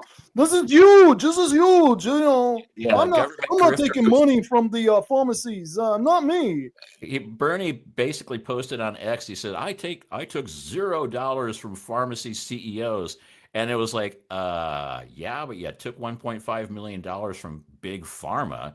You Yeah. didn't get the check directly from the CEO. I'll give you that. So correct. You are correct. You did get no money from a CEO, but you got I $1.5 million from Big Pharma. I have to stop what we're talking about because we did miss something when we were talking about election integrity. And Marty, you're a part of this. Is the Coos County Election Integrity Group is going to be meeting with the are going to be at the CRL, the Citizens Restoring Liberty meeting, on February 28th. This is a Friday at 6:30. And I highly recommend everyone get out there. I wasn't able to go to the last meeting, but I'm going to get out to this meeting. And it's going to be, like I said, on February 28th. It should be pretty good.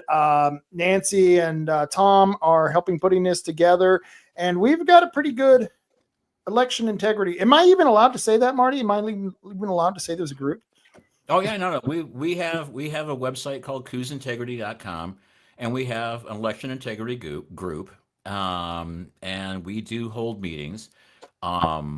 Oddly enough, Tom's supposed to tell me when we have meetings so I can update the website. So when you said, hey, they're having a meeting at CRL on the 28th, I'm going, well, first I've heard of it. Surprise! And you're giving the presentation. Your name is There on you there. go. Thanks, You're the speaker. Way to take me out of time. You start asking, did I volunteer or what happened there? Yeah, Did someone if you go- roofie this again? Yeah, if you go to CoosIntegrity.com, there's an email address you can send stuff to, and I post stuff up there about what we're doing, and it's a bunch of people, and then we have another subgroup that's working with sort of the Dr. Frank data, and so we've got a lot of things going on, and it's sort of a similar thing to what we were doing with CRL. And it's just a bunch of people got together and said, well, let's do our own group because, we met with Dr. Frank, and Dr. Frank was like, you got to create your own group and, set up your own. And I said, sure, why not? I'll be the data guy. And then a bunch of other people kind of like, some of your standards like Ron and Mary and Tom and, and it's like, so we're trying to build from there. And just it's more of an education thing. We're going out and we're doing some canvassing and we're trying to just basically show people that yeah, Trump won, but that doesn't mean election integrity is fixed. So let's just keep working on it. And I think a lot of it is just the more people we educate, the more people we wake up, the more people understand that this is a process and a problem that can be fixed by those of us who actually live in Coos County. We can't fix anything at a national level. We can't fix anything at a state level, but we can certainly fix things at a county level. And we saw how well that worked when we did 2 counties, Coos and Curry, and we said, we think windmills suck. And then we had like a core of like 10, 15 people. And then, we got it on the ballot, and we got a real great feedback on that one saying That was incredible, wasn't it, guys? yeah. And it wasn't like, oh, we need thousands and we need to be, it's like, what can one person do? Well, one person can do a lot. Everything. One And 10 person people can do a lot. 10. Yeah. And it's just one of those things where,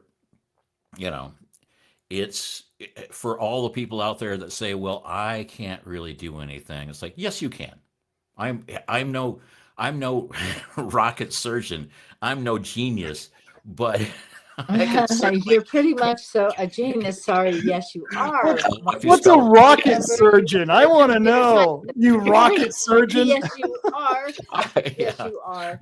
But the rest of us, if either you stand for something or you stand for nothing. You stand for nothing. And I'm tired of having people tell me how much they don't like anything. They won't do anything about it. Right. So if you don't want to do anything about it, don't even talk about it. Don't be a keyboard wizard. Get up and do something about it. Build something, create something, start something, and look at what's really important to you and protect it. Because there's a whole lot of things that are being destroyed around you every day. And you can pick from any issue that you like, from the wind turbines, election integrity, the Chemtrails, election forestry. integrity, It's endless, and there owls. is a group who will help you with all of these things. You know, just contact me or Diane. You know, you can go to we still have our contact information at oawt.com, the Oregons Against Wind Turbines. Give us send us information if you want to get involved with one of these groups. We'll get somebody in contact with you. You know, rob@robtaylorreport.com. Send me an email. But Oregon Outlaw says, I just arranged it so that Samantha may be there at the meeting at Citizens Restoring Liberty, as well as Noah Robinson. Oh, that would be cool. Noah is cool. That happens, I'll be there. Okay. Yeah. And Samantha is actually pretty cool too, because she I love Sam. ran for county clerk in Douglas County, and of course Dan Loomis submarined all her tactics. Yep. And now she's basically filing for his recall, and you can imagine that's going really well. I mean, as far as she has to file the recall of the county clerk through the county clerk. Right. That won't have any issues at all. No, she's easy. getting so much flamethrower at her. Yeah. Yeah. I like Sam. She's a very good person, and she would have been a great clerk. It's too bad. Yeah. I mean, she used to work with, the agency it went out of my mind. What agency she used to work? What agency? She's brilliant. She was forensic She's scientist. just brilliant. I don't know, but you can tell in just 5 seconds of speaking with her, she is absolutely amazing. The depth of knowledge and her ability to memorize things that you and I, Rob, cannot. I don't remember the agency she worked for, but she is quite an impressive woman. Yeah, she was doing forensic analytics and forensic science, and I ATF. Maybe, was it the ATF? I think it was the ATF. Yeah. Alcohol, tobacco, and firearms is an agency I could do without, because I like alcohol, tobacco, and firearms. Well, maybe not the tobacco so much, but the alcohol and firearms, I'm okay with. Yeah, I think she was doing financial forensics. So she's a very smart, very capable, and very fair person. Very fair person. But Noah is being brought in by CRL, Oregon Outlaw says. Oh, nice. And so that's a good thing. The last time he was out there, he was really good. He's one of the best senators, representatives we have here. He's solid as a rock. And he's introduced a couple of good bills. I hope they don't get sabotaged. They don't get gut and stuffed. I mean, when you're a junior senator, and it's your first term and you want to do something, but you realize you're the minority because the Democrats have a super majority. It must be very frustrating because you really don't want to introduce anything because the Democrats, because they control the committees, can do a gut and stuff on your own bill, make the bill completely pervert it, and then say it was bipartisan because a Republican sponsored it before it got changed. That's why we have to stop this stupid. We have to stop working against the people of Oregon. You have to start working for the people of Oregon. Our legislature has to change their tactics and start working for the people. Our state has become destroyed in the last, 8 years?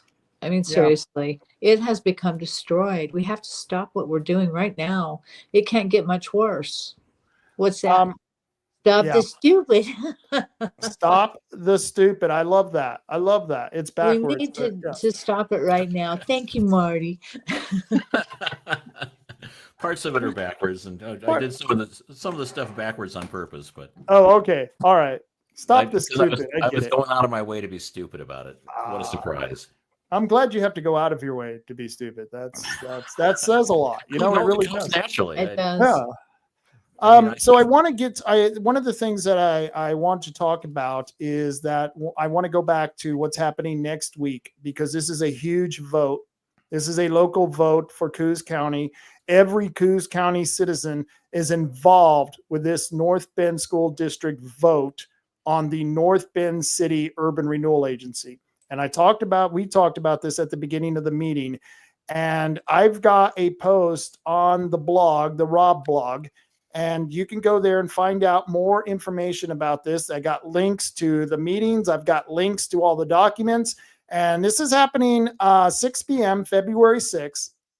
the North Bend School District regular meeting. And this is going to be awkward because they may vote against North Bend, and they're having their meeting at the North Bend City Council chambers. And I think there are several of the school board members who are going to be voting against this urban renewal agency because philosophically they're opposed to it. Have you heard anything about this? Because you live in North Bend, Diane. Have you heard anything? I live in North Bend, but I have been 100% focused on other things lately. I hate to say that I just have not had an update on this, but I will be at this meeting. Absolutely. And find out more about it. If we should get together at some point in time, whether it's just over the phone, and talk about some key points you can talk about, because from what I understand, they're going to be bringing in a whole bunch of people who are in favor of this, and they know that we've got our people on the board, and they're worried that our people are going to stay solid and vote against this nonsense, because it is nonsense.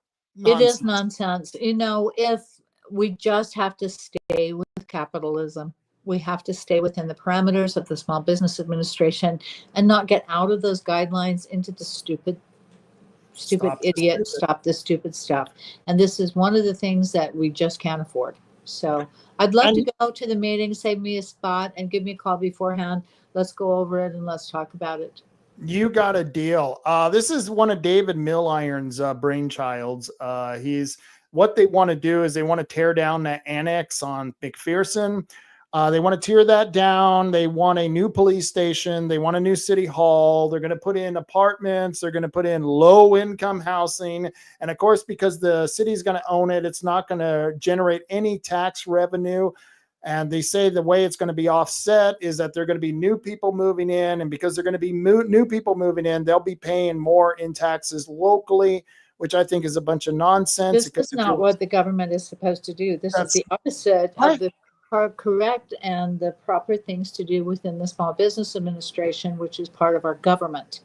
Right. Our government cannot become socialistic and build housing. Yeah. This is not allowed within our Small Business Administration.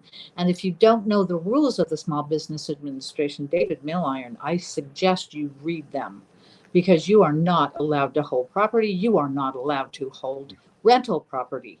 I mean, what in the world are you thinking? I think just the idea that you opened a brewery for $1,300 worth of tax revenue, I think you should be fired, first of all. I like you personally, David, but I think your policies are ridiculous and they're not helping other businesses. You cannot show favoritism to one business and not the others. That's not okay.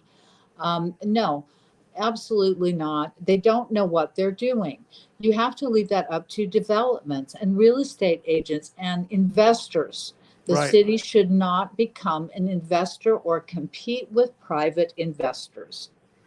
And that is the moral philosophical question when it comes down to it. It doesn't have to do with money. And here's the problem with urban renewal, is that it's a credit card. So these politicians who are pushing the current urban renewal project, they take the credit card that they get after they get approval, and then they build all of this fabulous stuff. They build the new apartments, they build the new condos that they want to do. They put in the police station, they put in the city hall. It's all bright and shiny for the first 5 years. And those people who voted on it, they move away, but this is a 30-year debt.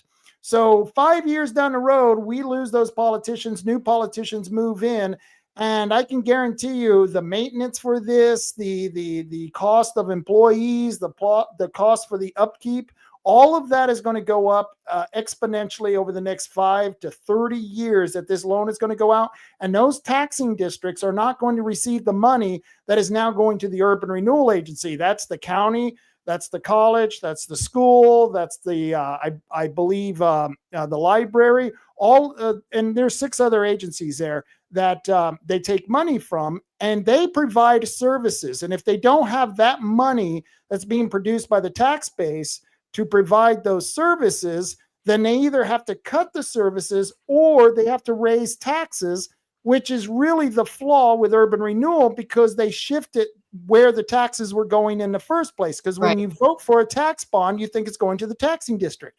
Then the taxing district gives that money to urban renewal, and the taxpayer's going, well, what did you do with the first amount of money that we got with? Well, we spent it. It's gone, and they never have an excuse, but that's how it goes. Right. No, it's not a good plan, and we can't afford to allow government to compete with private industry. That's all there is to it. The more that we keep government doing the simple things of collecting taxes and writing contracts and doing their job and staying in their lane, the better off we are. We can't afford to have them competing with private industry. I like that hat, Marty. The best is yet to come. Yeah, and then she laughed. I mean, we've only had a week, and he's done more in 1 week than the president or the previous resident did in 4 years. And I like. Hasn't it been 2 weeks? Okay, let's make it 2 weeks then. I mean, Yeah. how dare the guy hasn't fixed all our problems in 2 weeks? Right. But he did on day one. He just basically rescinded every single executive order that the previous guy put in, which I'm going, yay for that. And then basically said, and let's get back to common sense. And it's like, and everybody's just all up in arms. I mean, he could have appointed all these people with recess appointments. I mean, Yeah. there's no need for all these circus trials. But I think he did it this way so that he can show the whole nation just how unhinged these people are. Yeah. I mean, Warren and Bernie Sanders and even Wyden. Wyden was like, wouldn't let Bobby Kennedy say anything.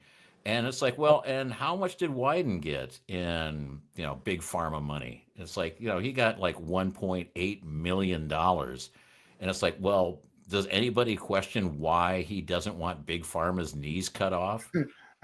Can you imagine? Hey, man, it's a Thomas Tuttle, man. It's my Tuttle token. That's my How Tuttle. dare you? It's okay. And quit saying anything about it. And don't you touch DBS. Don't you touch DBS. Please don't mention that guy. He's going to get you deplatformed once again. Oh gosh, don't even say that. No. Oh, but I do have to give. Okay, I have I was to going to give give a him. big thumbs up to Rod Taylor for giving me this cool hat. So Did Rod All right, Taylor Rod. get that hat? Well, I do have to give credit to David Brock Smith, and even Ben Edel had to give him credit for this. Even though this bill is not going anywhere, he did introduce basically an end vote by mail bill. It's you go and vote on election day, and it's not going to go anywhere. I think it would be funny if they gut and stuffed this one. That would be kind of funny, even though it'd be detrimental to us. It's probably planned out in advance. Oh yeah. Well, no, I mean, I looked at that bill and it has all the right wording. I mean, it basically says gotta end vote by mail, gotta be 1 day in person, ID mandatory. Unfortunately, it still leaves in the machines, but we can't have everything. But at the same Right. time, this is kind of standard procedure. I mean, how many bills has he introduced that he knows is never going to make it to the floor? You know what this bill is? This bill is what I would call a kiss and a promise. This is a political kiss and a promise in the dark. Those promises you make, to that special certain someone that you're never going to keep. It's a kiss and a promise, honey. I promise I'll keep those things. And he can kiss my what because I know it's not going to go anywhere. So You promise? I really like what Trump said about what he planned to do with wind turbines. Oh, What do you yeah. guys that think was about great. that? Tear them all down. tear them down. Did he make us any more happy than he did with the statement? Yeah, I love the fact that he so succinctly put it. He basically said, there's nothing good about this. It's bad for the environment. It doesn't make energy. There's nothing that makes sense. I'm going to cancel any offshore leases because it's just insane. And I was sitting there watching him say exactly what you just said, Marty, and I felt like hugging the TV. Dad, you're home. you're back. I love you, Dad. After standing in the cold in Gold Beach with the wind just barreling down on us, Yeah. waving at passing cars that were honking and saying, "Yay, you're right." Yeah. To have him say that he was going to stop it and we didn't have to stand out there anymore for a couple of years. That was such a relief. Oh, yes. Thank you. Oh, absolutely. So I kind of, we've ranted enough about the regular issues. I got to take it back to the local level, and I'm going to take it back to a Facebook, some Facebook posts that I've seen lately that's happening in the area, and it's absolutely crazy stuff. This one here is this is a thing for climate change, but not just climate change, queer climate change, because they have their own special climate change, I guess, when you're queer. I guess it's sunny for some of us, but I guess queer people have rain every day. I don't know, I don't get it, but whatever. Nothing about this poster makes any sense. I'm sorry. Stories from the queer climate stories from the Florida front lines. Yes, me and my boyfriend, we were having trouble because I was in Florida and we couldn't catch a ride. I mean, seriously, it was really hot that day, and I think it was climate change. I don't get it. They did get a record amount of snow in Florida recently, so there's your global warming right there. Look, I'm just going to say it again. Stop the stupid. Well, the funny thing is, this is the I can't even see the group down on there. It's the Southern Oregon Coast Pride, and I'm like going, I've been to Charleston Harbor. I don't think I've ever seen a boat with that flag on it. No, I don't think I've ever seen a boat on it. And James, yeah, this is great. What the hell? Helen, do you see this? Yeah. Helen, they got queer climate change. Put on your leather chaps. We're going to the parade. We're going to take on some climate change. Queer climate, that is. Yeah. I mean, who comes up with this late at night? I don't know. The same people developed offshore wind. That's all I can Let me explain to you guys, and I'm sure you already know what this really is all about. This is about a bunch of old queers who want to meet a bunch of young queers. So they act like they have this really cool issue, this agenda that, they're pushing. It's very emotional. It's climate change. It's what they're telling all the kids in school today. So they want to get around all the other queer kids so that they can start grooming them and have these new initiates into their queer lifestyle. This is really what this is about. It's about grooming. It's not about climate. Just I'm throwing that out there. Depends on how you define. Depends on how you define. I don't understand any of this. I think you're right, Rob. I think I'm right too. Jane Smith says queer money from the taxpayers, plain and simple. I got queer money. My George Washington has lipstick, damn it. Yeah, I don't know anything about this. I don't remember my $5 Lincoln bill having a rainbow, top hat. I mean, what the hell? So I don't know if you guys have been keeping up with the Facebook war that's been going on between Rob from Base and Tackle, Doug Washington, aka Doug Washington. I had him on the show last week, and this guy, Sal Carruthers, Sal Carruthers, he has an Oregon Facebook, and he started attacking all of us on his Facebook page, which has like over 40,000 people who are following this. And we were able to get it shut down yesterday. It was very sad for Sal. And there's Sal right there. And we were able to not only to shut down his page, but he also had a page dedicated to silencing me. It was called Silence RT. And he would have me with a bunch of memes saying horrible, horrible things, which were completely taken out of context. Right. But are you familiar with Marty, with Sal? A felon, and he ought to be arrested. He's like a sexual offender. Well, I mean, what the heck? Why is he still here? I mean, I don't know. He's still here. No, he's still here. I'm familiar with Sal. Yeah, I mean, no way. Yeah, he's a sex offender, Sal Carruthers. He still lives here. In fact, That's the this was weird. I don't know if you kept up with the story. Let me play the videos to this story and give you some background to this bicycle. You notice that green bicycle? Well, that was the one that was stolen from Base and Tackle Rob's house after he had to confiscate it from a bunch of mail thieves. And I'm going to show you this video. It's kind of interesting.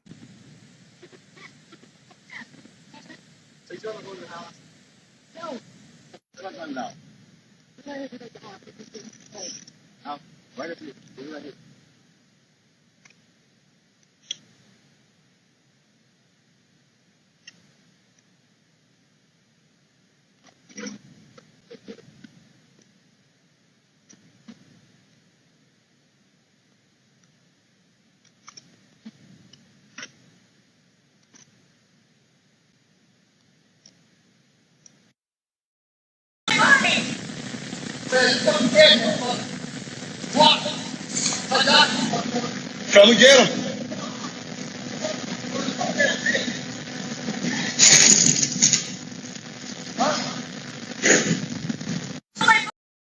So what had happened is Base and Tackle Rob caught these mail thieves, and he actually chased them down and stole the bikes, or to retrieve the bikes from them. These were already stolen bikes. And oddly enough, this is one of those stolen bikes that ended up in front of Sal's apartment. It's kind of strange. And the day after this happened, what we heard is that Sal had to check into the ER the next day because he was under very tough emotional stress. Just throwing it out there. I guess getting chased down the street stressed him out, or what? No, he wasn't the one who got the guy who he chased down. His name was Eugene Moy, and I forget his girlfriend's name. They were known criminals, but Sal came to their defense and said that Rob was stealing their bicycles, which how can you steal stolen bicycles? Okay. And that was one of the bicycles right So there Doug that ended was up re-stealing then. Yeah, he was re-stealing them. That would be the correct term.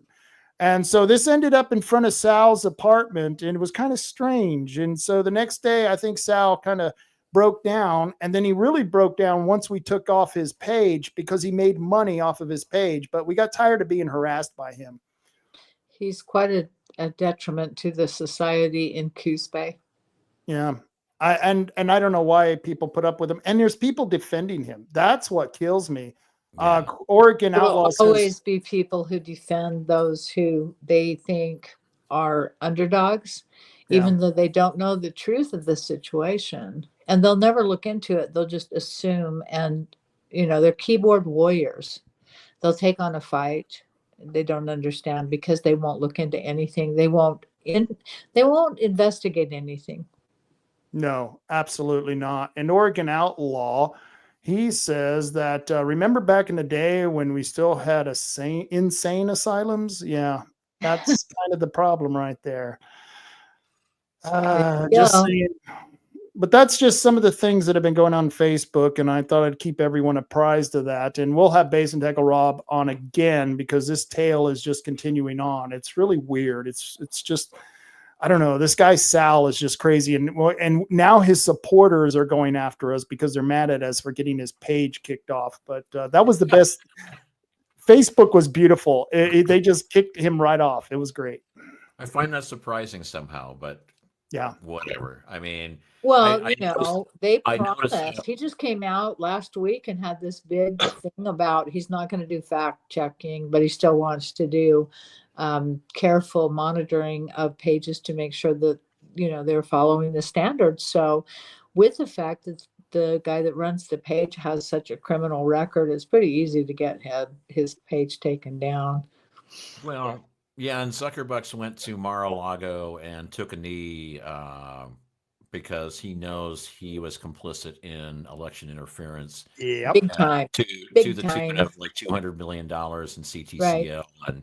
And so he went and took a knee at Mar-a-Lago and basically had to kiss Trump's ring. Right. And it's going to be one of those things where there's going to be a lot of tech, I mean, even Bezos had to do it. There's going to be a lot of tech people that are turning about. I mean, when Meta took the tampons out of the men's bathrooms, and this is at a high-tech company in San Francisco. Right. Right and they on. took the tampons out of the men's bathrooms, and they had a hissy fit.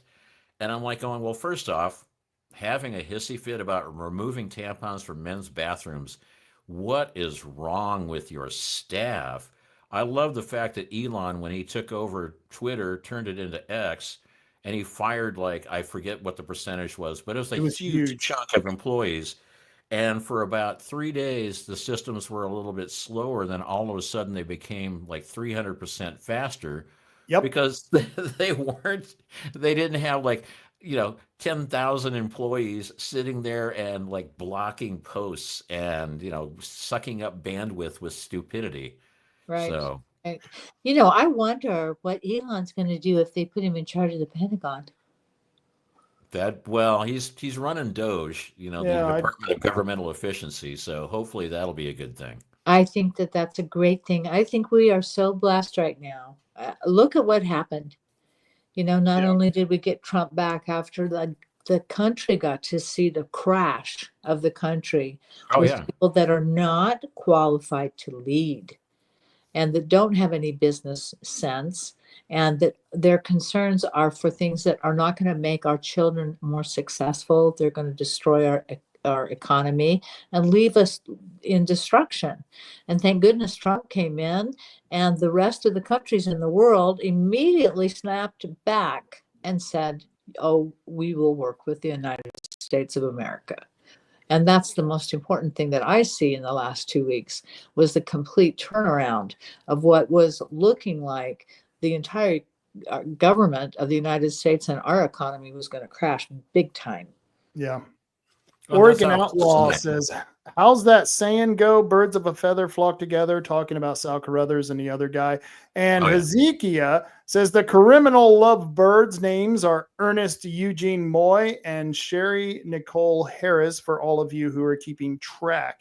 And those two were also caught breaking into a school and dozens of other property crimes and have been in and out of jail for a long time. And this is the funny part. Ernest, or I should say Eugene, he has a master's degree, he claims. Okay. And is the other one, is that Harris's adopted daughter? Daughter, yeah. Yeah, no kidding, huh? Have You know. you seen Harris's adopted daughter? I think it's actually, Yeah. it might be her real daughter. I don't know. But I mean, you look at Kamala Harris's kids and you're like going, wow, the crazy just doesn't go very, doesn't Yeah. spread very far on that tree now, does it? No. So this is why I show these things, because, this is funny. We're making light of it, but it's a serious issue because DEI is costing lives. It's costing lives because we're not prepared for fires. They weren't prepared for fires in California. You've got planes crashing in Washington because you got DEI hires in the cockpit, and it's costing lives now. But this is the sickest thing that I have seen. And I didn't want to show this, but I have to show it because this is the extremity that these crazy woke people are doing. And I want to warn people, if you got children in the room, you may want to let them leave. But this is something that I think everyone has to see that's happening to some people who basically don't have a voice and have to depend on others to be their voice.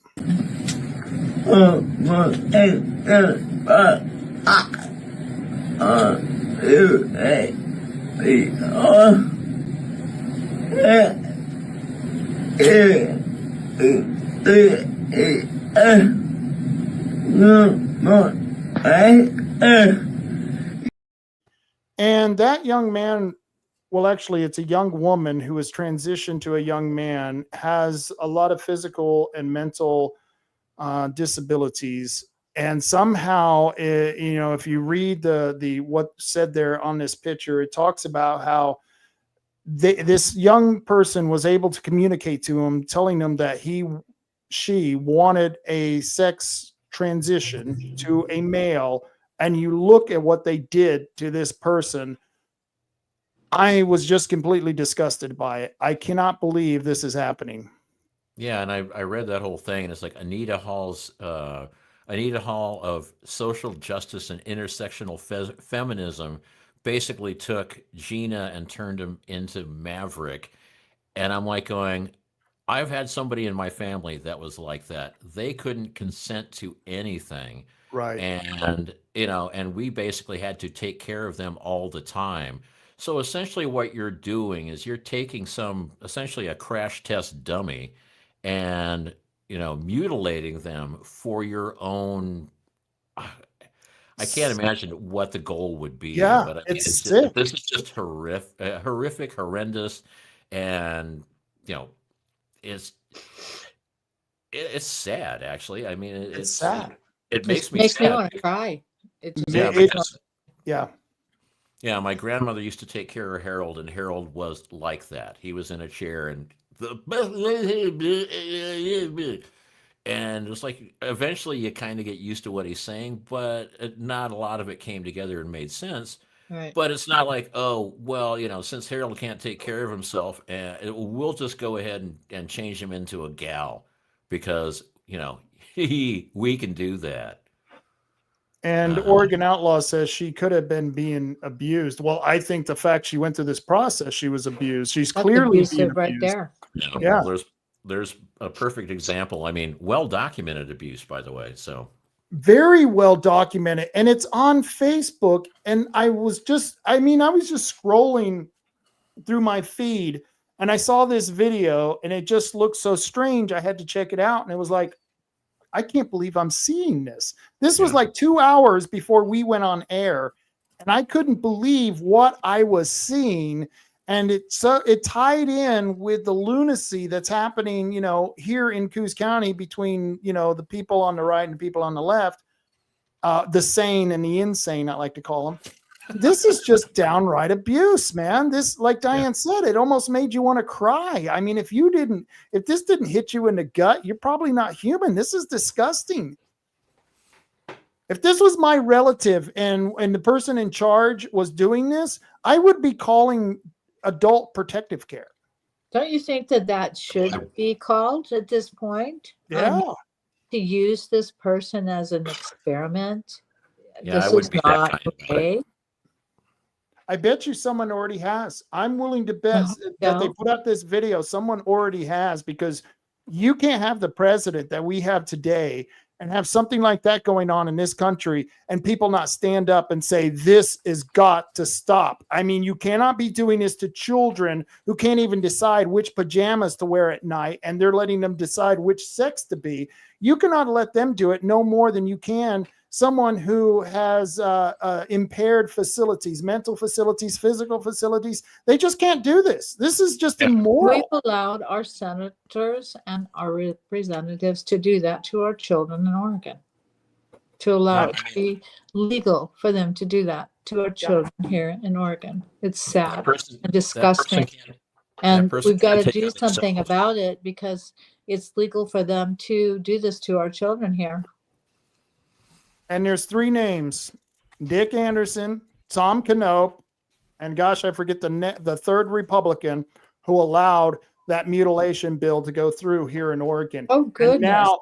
Now this is allowed to happen, just what you saw on the screen, and I'm just ticked off. I was just infuriated.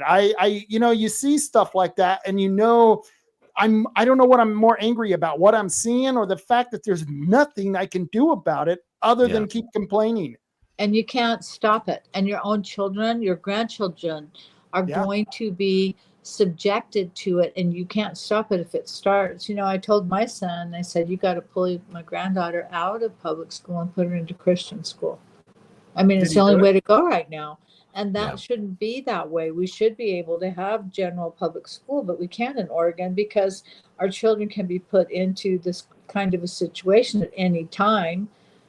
When their teacher decides that they don't like them, let's turn them into a different sex. And you can't say anything about it. And that is ridiculous. Stop the stupid. Guys, this state is out of control. Our legislators are completely lost in space. I don't understand what their values are, what they think their constituents want, what we are voting for, because none of the things that they've done, I mean, they've destroyed chicken farms, they've destroyed the farmers for cows and chased owls.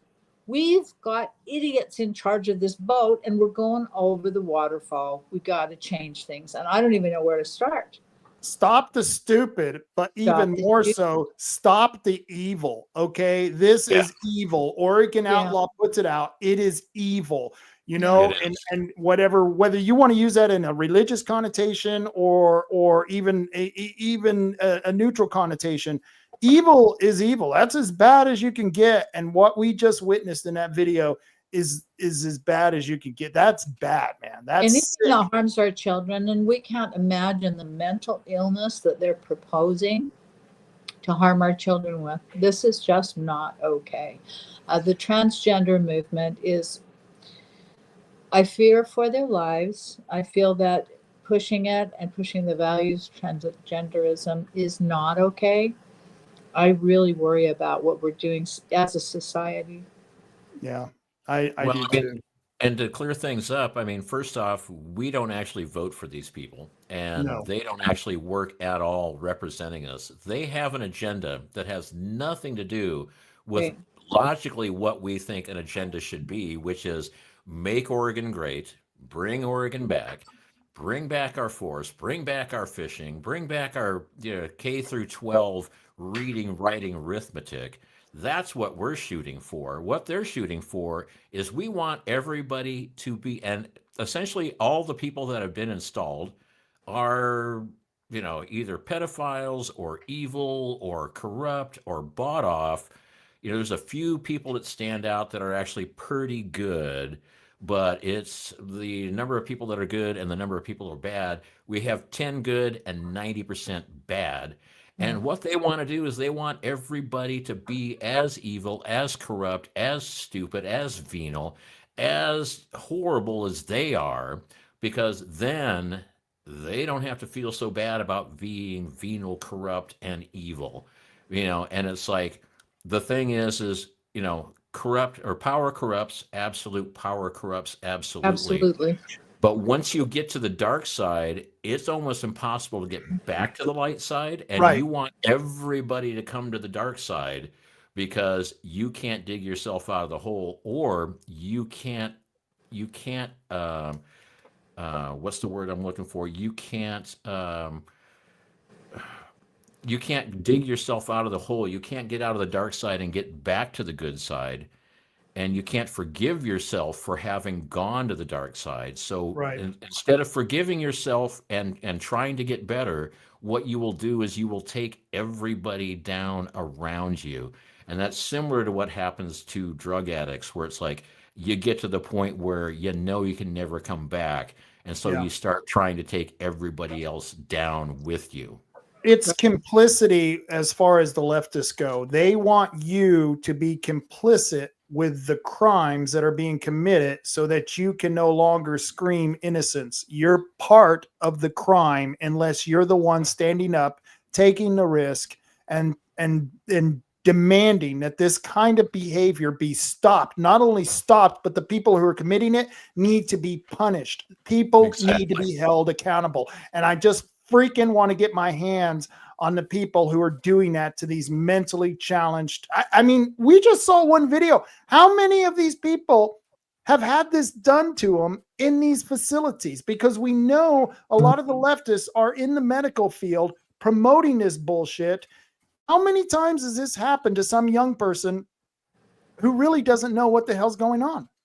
Well, let's put it this way. 300,000 unaccompanied children have gone missing at the border. What do you think is happening to those children? I'm Right. sure it's going to be way worse than what happened to this gal in the wheelchair.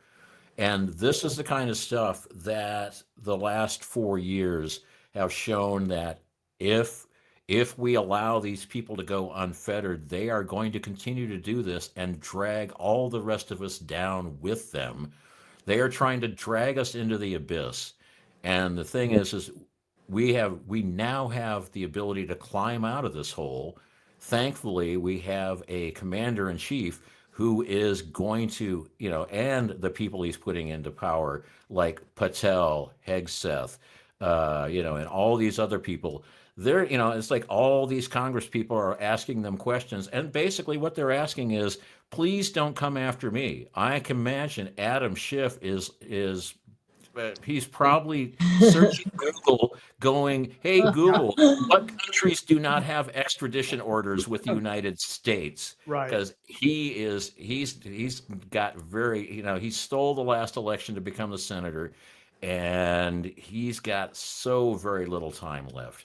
I mean, because he got up there and said, I have irrefutable evidence that Donald Trump colluded with the Russians. Pinocchio, man. The Pinocchio. Yeah. I was always waiting for him to drop that, and it never came. It never came because you knew he didn't have it. He was lying. You can see by his face he's a liar. And none of your business says, ironically, the dark side people don't trust the honest people. No, they don't trust us, and they shouldn't trust us, because I'll betray the dark side every single time. Every time. And Oregon Outlaw says Trump said death penalty for folks who hurt children but have not seen executive order yet. Execution order would have been good too. Guys, what do you think ought to happen to the Dr. Mengele of our lifetime? Oh yeah. Hey, what's up with Fauci? Yeah. Let's give you a pardon. But you didn't do anything. But let's just go ahead and make it a general, all-encompassing pardon, because you didn't do anything, Fauci.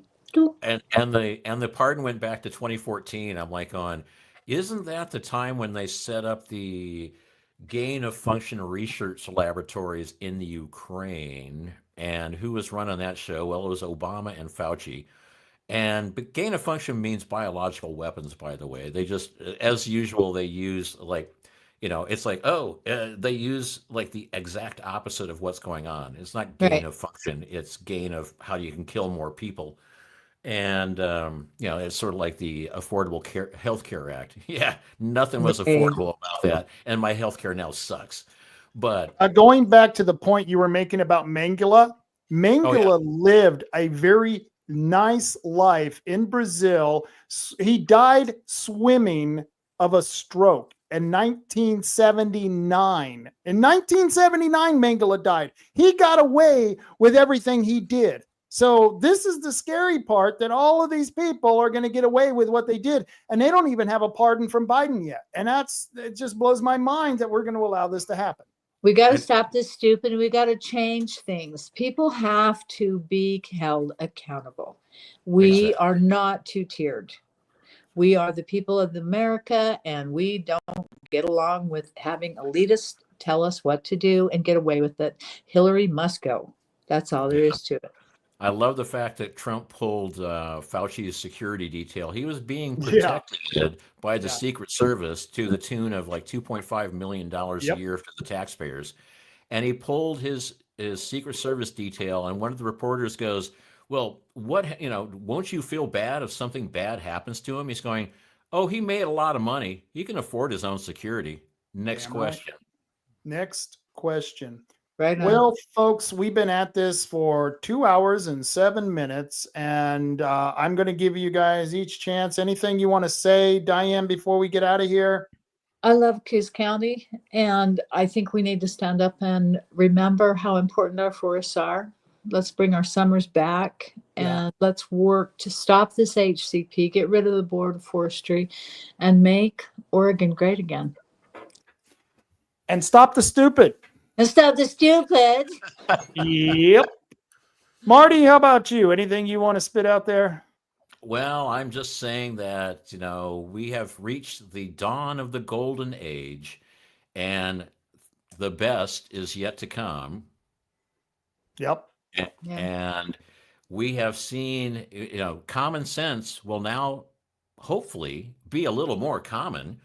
Right. And, I think there's a lot of people that have been standing on the sidelines for the last 4 years because it's been a scary place to stand up. And, because you've seen what happened to the J6 people. You've seen what happened to the other people who stood up and stood their ground and said, this crap can't keep going on.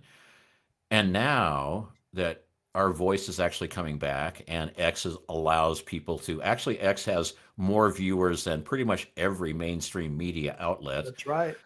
And it's like, our voice is back. Common sense is making its way back. We got to take names, kick-ass president in place, and he's installing a cabinet and he's installing people that are going to, and this is not retribution, this is not payback, this is just justice as it should be done, not on a two-tier level. No one is above the law. I love the fact that the Democrats are always going, my democracy, and no one is above the law. Well, first off, we're not a democracy, we're a constitutional republic. And two, yes, you are above the law if you have to take a pardon from Joe Biden.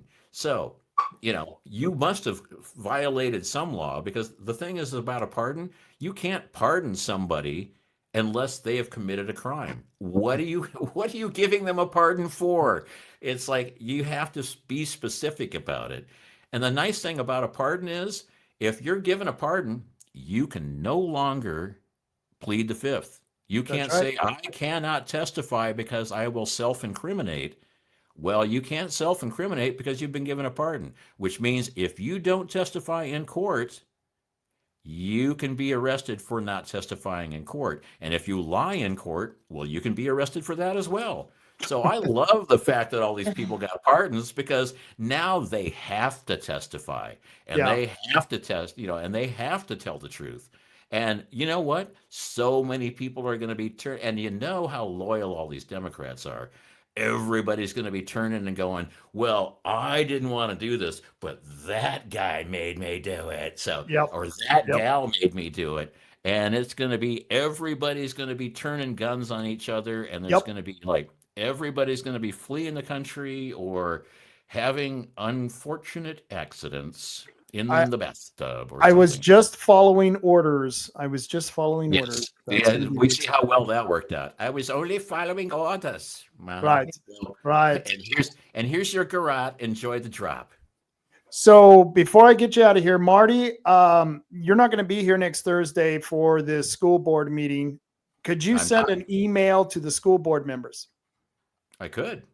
And let them to ask them to vote no on this urban renewal thing. I would appreciate it. And Diane, I will see you at the meeting, and I'll be saving you a seat. I will be there. Save me a seat.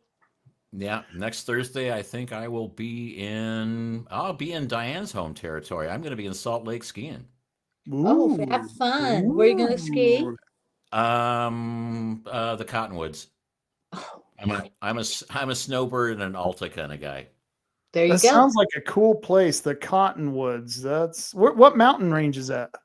Well, they have the Wasatch. Wasatch Mountains. Yeah, the Wasatch Mountains, and it's like, so on one side you have like you have like Deer Valley, and you have like Park City and all that kind of stuff. Yeah. And then in the Cottonwoods you have like the good snow and really good conditions. On the other side, it's more touristy and more kids and more snowboards.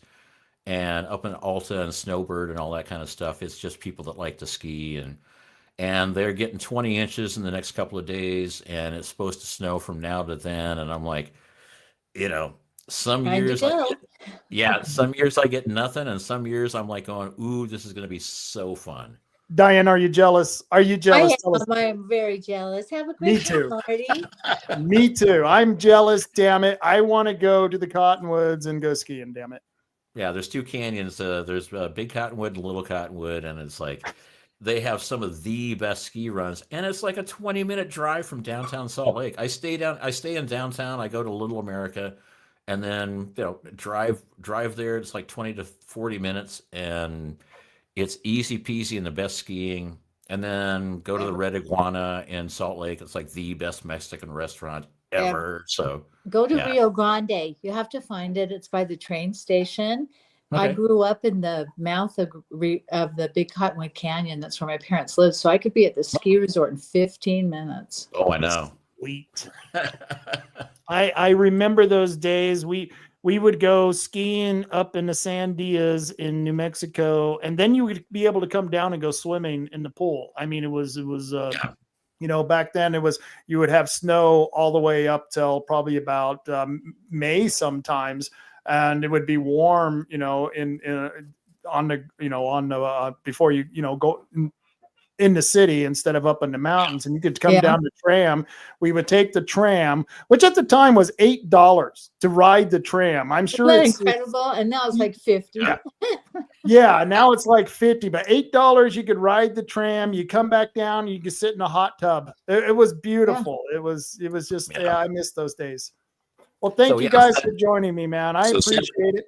Send me an email about sending the email so I know to send the email. I will send that email, and I'll see you all later.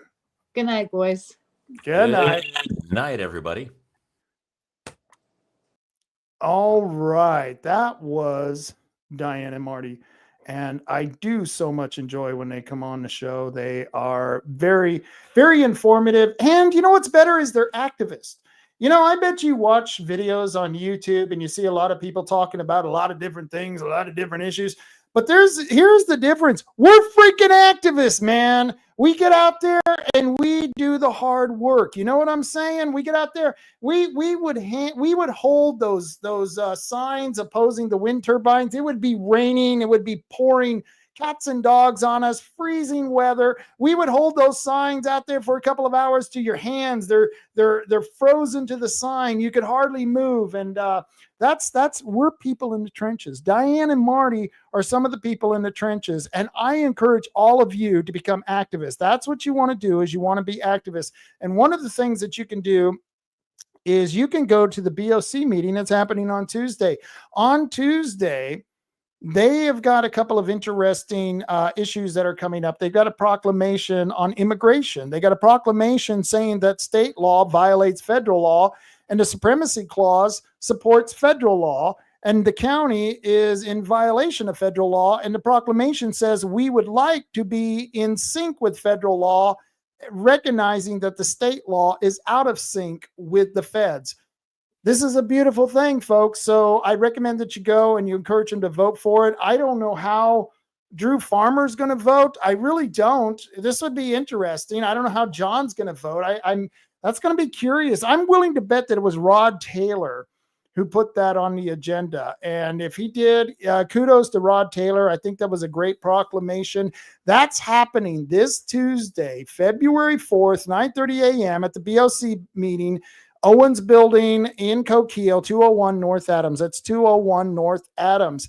Now, I don't know what's on the agenda for the, let's see here. For the city of Coos Bay, they're having their city council meeting. And this is the reason I'm telling you, is because if you live in the city or the county, you need to go to these meetings. You need to find out what's going on. I go to these meetings on a regular basis. Diane and Marty are regularly at these meetings. And this is the only way you can find out what's going on. I know it's boring, it's long, it's tedious. And I know if you can't make it, you can watch it on YouTube. But if you can make it, I recommend that you do. And if there's an issue that you want to speak out on, get your ass up out of the seat during public comment and speak out on these issues. Because if you don't speak at that point in time, you'll be silent forever. You'll never be able to say it again. So don't lose the moment when you go to these meetings. So they're having a Coos Bay City Council meeting at the City Hall building, 500 on Central in Coos Bay, Oregon, 6 p.m. Tuesday, February 4th. I highly recommend that you guys get out there to that meeting. And don't forget, on the 6th, February 6th, they are going to be having that meeting at the North Bend, in the North Bend City Council chambers for the North Bend School District to vote on urban renewal. That starts at 6 o'clock as well. And I want to thank you all for joining me. I'm a little buzzed right now. I have to admit it. I don't know how many shots I've had throughout the show, but yeah, I'm feeling it now. I'm feeling really good. I had no pain here. So now I'm going to go to my sponsors, because once you announce that you're completely drunk on the air, you got to go to your sponsors. What else would you do? So I got to go to one of my best sponsors, and that's 3H Tree Service. 3H Tree Service. I showed you the commercials. I'm going to show you the commercial again, because these guys are badass. Check this out.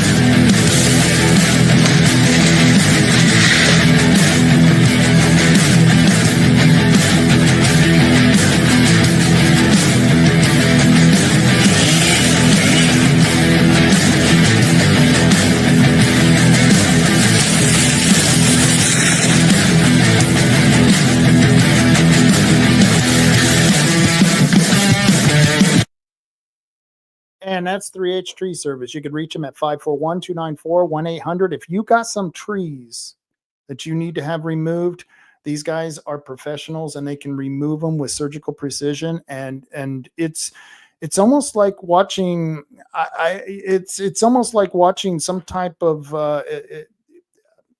it's just very skillful to watch these guys, the way they travel from tree to tree. I mean, like I said, I've seen them swing from one tree to another tree, 90 feet in the air. I mean, you got to go to their Facebook page and check out their videos. I mean, the Holman people, the Holman family, there's some great families, and they've been my sponsors for a long time. They're very loyal, and they do believe in this country. They're Trump supporters. And if you want to help out a local veteran-owned company, 541-294-1800, 3H Tree Service. And Tom and Gigs, if you have any automotive needs, you need some struts, you need some shocks, you need your alignment checked out, hey, they can do it. You got a muffler problem? Tim is an expert with muffler problems. He can take care of that. They also got the largest selection of remote control cars and remote control car accessories. Well, of course, if you sell remote control cars, you're going to sell remote control car accessories. What else would you be doing? But you got to get out to Tom and Gigs. Really great place. Experts at taking care of your car for all your automotive needs. You can find them at 135 South Shoneman in Coos Bay in the Empire neighborhood, right behind the car wash. If you know where Empire is, well, you know where the car wash is. So there you go. And you can reach them at 541-888-4660. Once again, that's 541-888-4660. And from one of my other sponsors, Herbal Choices for all your herbal needs, the best cannabis dispensary in the area. I highly recommend them. It's the place that I go. It's the place I use. And remember, you got to use this stuff responsible. No driving and using, no taking out your shotgun and, going out in the woods after using Herbal Choices. No, you don't want to do that. This is for, Saturday night when you're relaxing, with your friends and your family, and you're relaxing and you want to use some of those herbs and you need some herbal needs. You got some herbal needs? Herbal Choices is the place to go. They've got 5 stores for your convenience. 5 stores. They got one in Reedsport.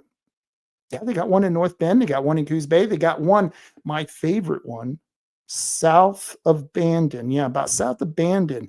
It's on the left-hand side heading south, about a mile past Bandon. And they have well-lit stores, well-lit apartment, well-lit parking lots. And their bud tenders are very knowledgeable on all the products that they sell. And of course, Oregon Firearms Federation.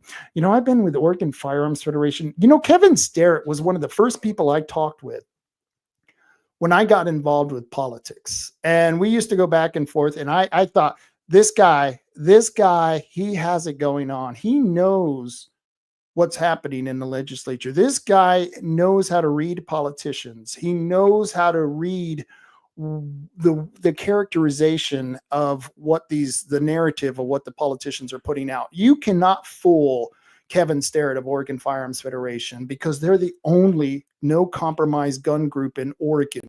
I highly recommend you become a member of Oregon Firearms Federation because why? Well, the Democrats in Salem, they're going to be passing a bunch of gun laws that are unconstitutional. Who do you think is going to fight those gun laws? Do you think the Republican Party, the state party, is going to fight that? No, they're not going to do it. So who's going to do it? I'll tell you who. Kevin Sterrett and Oregon Firearms Federation, and you can be a member of Oregon Firearms Federation, a proud member, and you can find out more at OregonFirearms.org. They're not my sponsors, but I want to recommend them because I think everyone should become a very skilled firearm user. If you got firearms, you should be skilled at using that tool. And it is a tool. It's something that is very important that we've had throughout this country since the beginning of time. And if it wasn't for firearms, this country wouldn't be a country. We'd be a bunch of enslaved people like many other countries around the world. And that's why I recommend organizations like the Bandon Gun Club.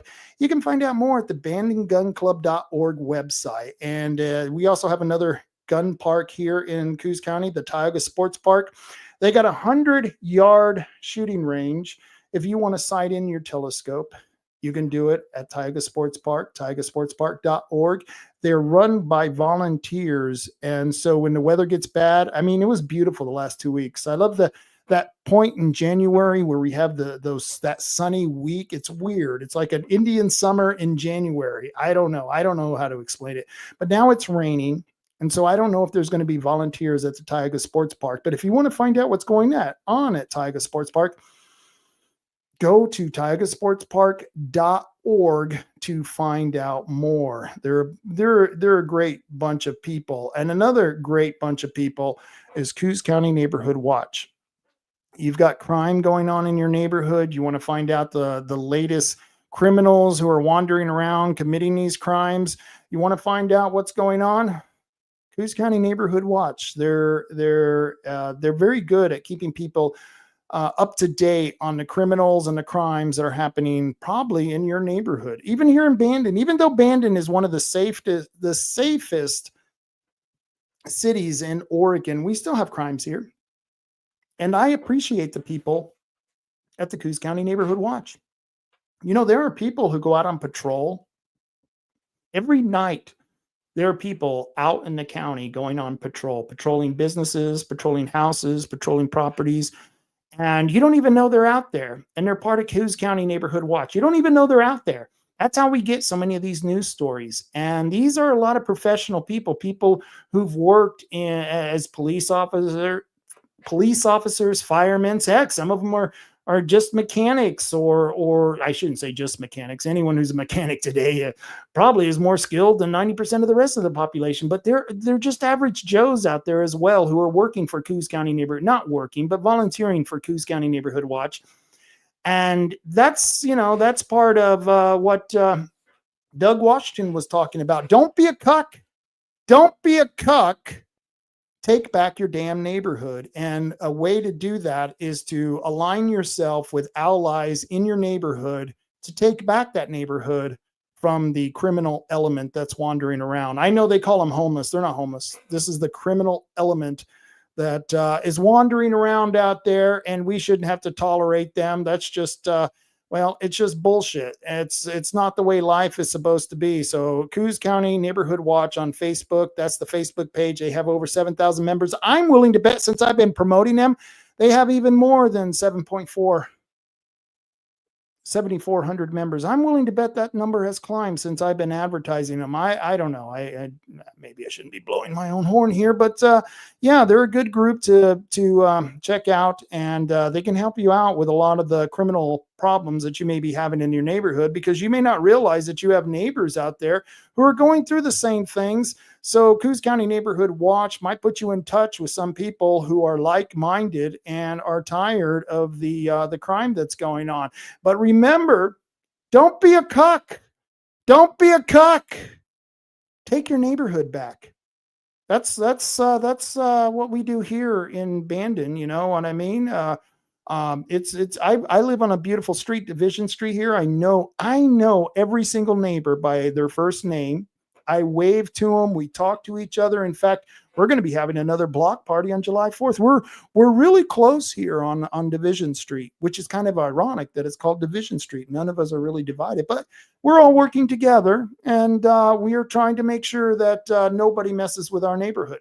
Nobody is going to be messing with our neighborhood. And that's kind of what people have to do. Don't depend on the police. And I'm not slamming the police. I'm not saying anything bad about the police. I mean, the police can only do what they're allowed to do. And let's face it, the Oregon legislature, they have sabotaged the criminal justice system. And so we have to take back our neighborhoods. Don't be a cuck. Don't be afraid. And I love it. This was a logo that was made by Doug Washington, and he has the axe handles in there. Don't you love the axe handle? I don't know if you guys saw that. I don't know if you remember that. Let me show you a video where he got the axe handle logo.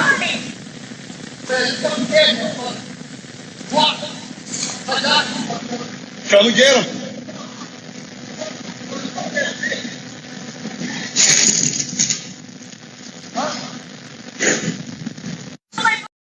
That's badass. That was Doug Washington in his PJs, in his slippers, with an axe handle. Yeah, you won't see that in Walking Tall. That's what you do. You don't be a cuck. You take back your neighborhood. You see these damn thieves are in your mailbox, they're on your property. You take out an axe handle. A nice aluminum bat works well. And stop worrying about reprisals from the police. Don't give a shit about what the police or the law might say because you're going to take back your neighborhood. Don't be a cuck. Go out there and take these people out. Take away their bicycles. Take away whatever they're stealing. My favorite thing to do here in Bandon, when they come down the street and you got one of these street derelicts and they're stealing a shopping cart. I've done this at least a dozen times. I'll grab a hold of that shopping cart and I'll tell them, you take this shit out of this shopping cart and you take this shopping cart right back up to that shopping center. And they'll scream and they'll holler. I don't know how many times though they've taken those shopping carts back. Why? Because I'm not a cuck. I'm not going to put up with that bullshit. And that's what you have to do. And I know Bandon is like Mayberry RFD. And I know it's harder when you live in places like Empire. But you got to work together with your neighborhood. And that's why you got to get together with people like the Coos County Neighborhood Watch.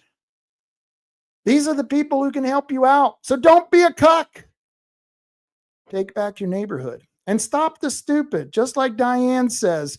Let's see. I got a comment here. Let's see. Who's commenting? None of your business. Don't be a cuck. Light up that money, fuck.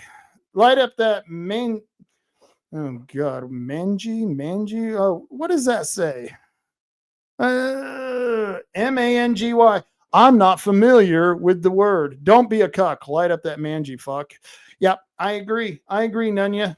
And wow, it's good to hear from you and Oregon Outlaw and all the others who have joined us. Hezekiah, Nicole, and Rod Taylor. I appreciate you guys tuning in.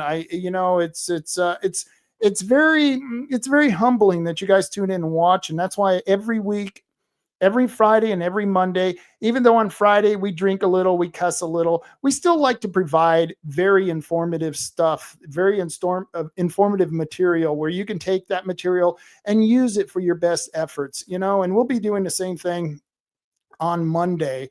This Monday, I think we'll be talking about the legislature. I don't know. I'm not sure what we're going to be doing on Monday, but I think you definitely should be tuning in because it's going to be some good stuff. I got to get Bob Soden in here from Oregon Citizens Lobby. He's been dealing with the legislature, and you know how the legislature is.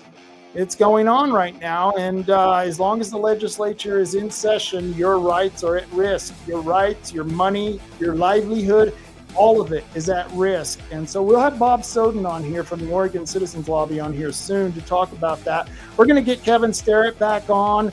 I also plan to have some of the national groups back on. Let's see. We've got CFACT. CFACT has been doing all kinds of great work with the wind turbines and stuff. We're going to be working with them. We're going to be working with a lot of different organizations. The Pacific Legal Foundation, I want to try to get a lawyer on here, a lawyer that I've already interviewed. He just took a case to the Supreme Court, one of those land use issues. And I want to get him on the show to talk about what he's been doing as far as fighting for our rights in the court. So tune in, keep this stuff up. It's a lot of good stuff. And of course, none of your businesses, make sure to look up the word mangy when you sign off. I'm not even going to wait. I'm not going to wait. I'm going to look up the word mangy, M-A-N-G-Y. I'm not even sure I'm pronouncing it right.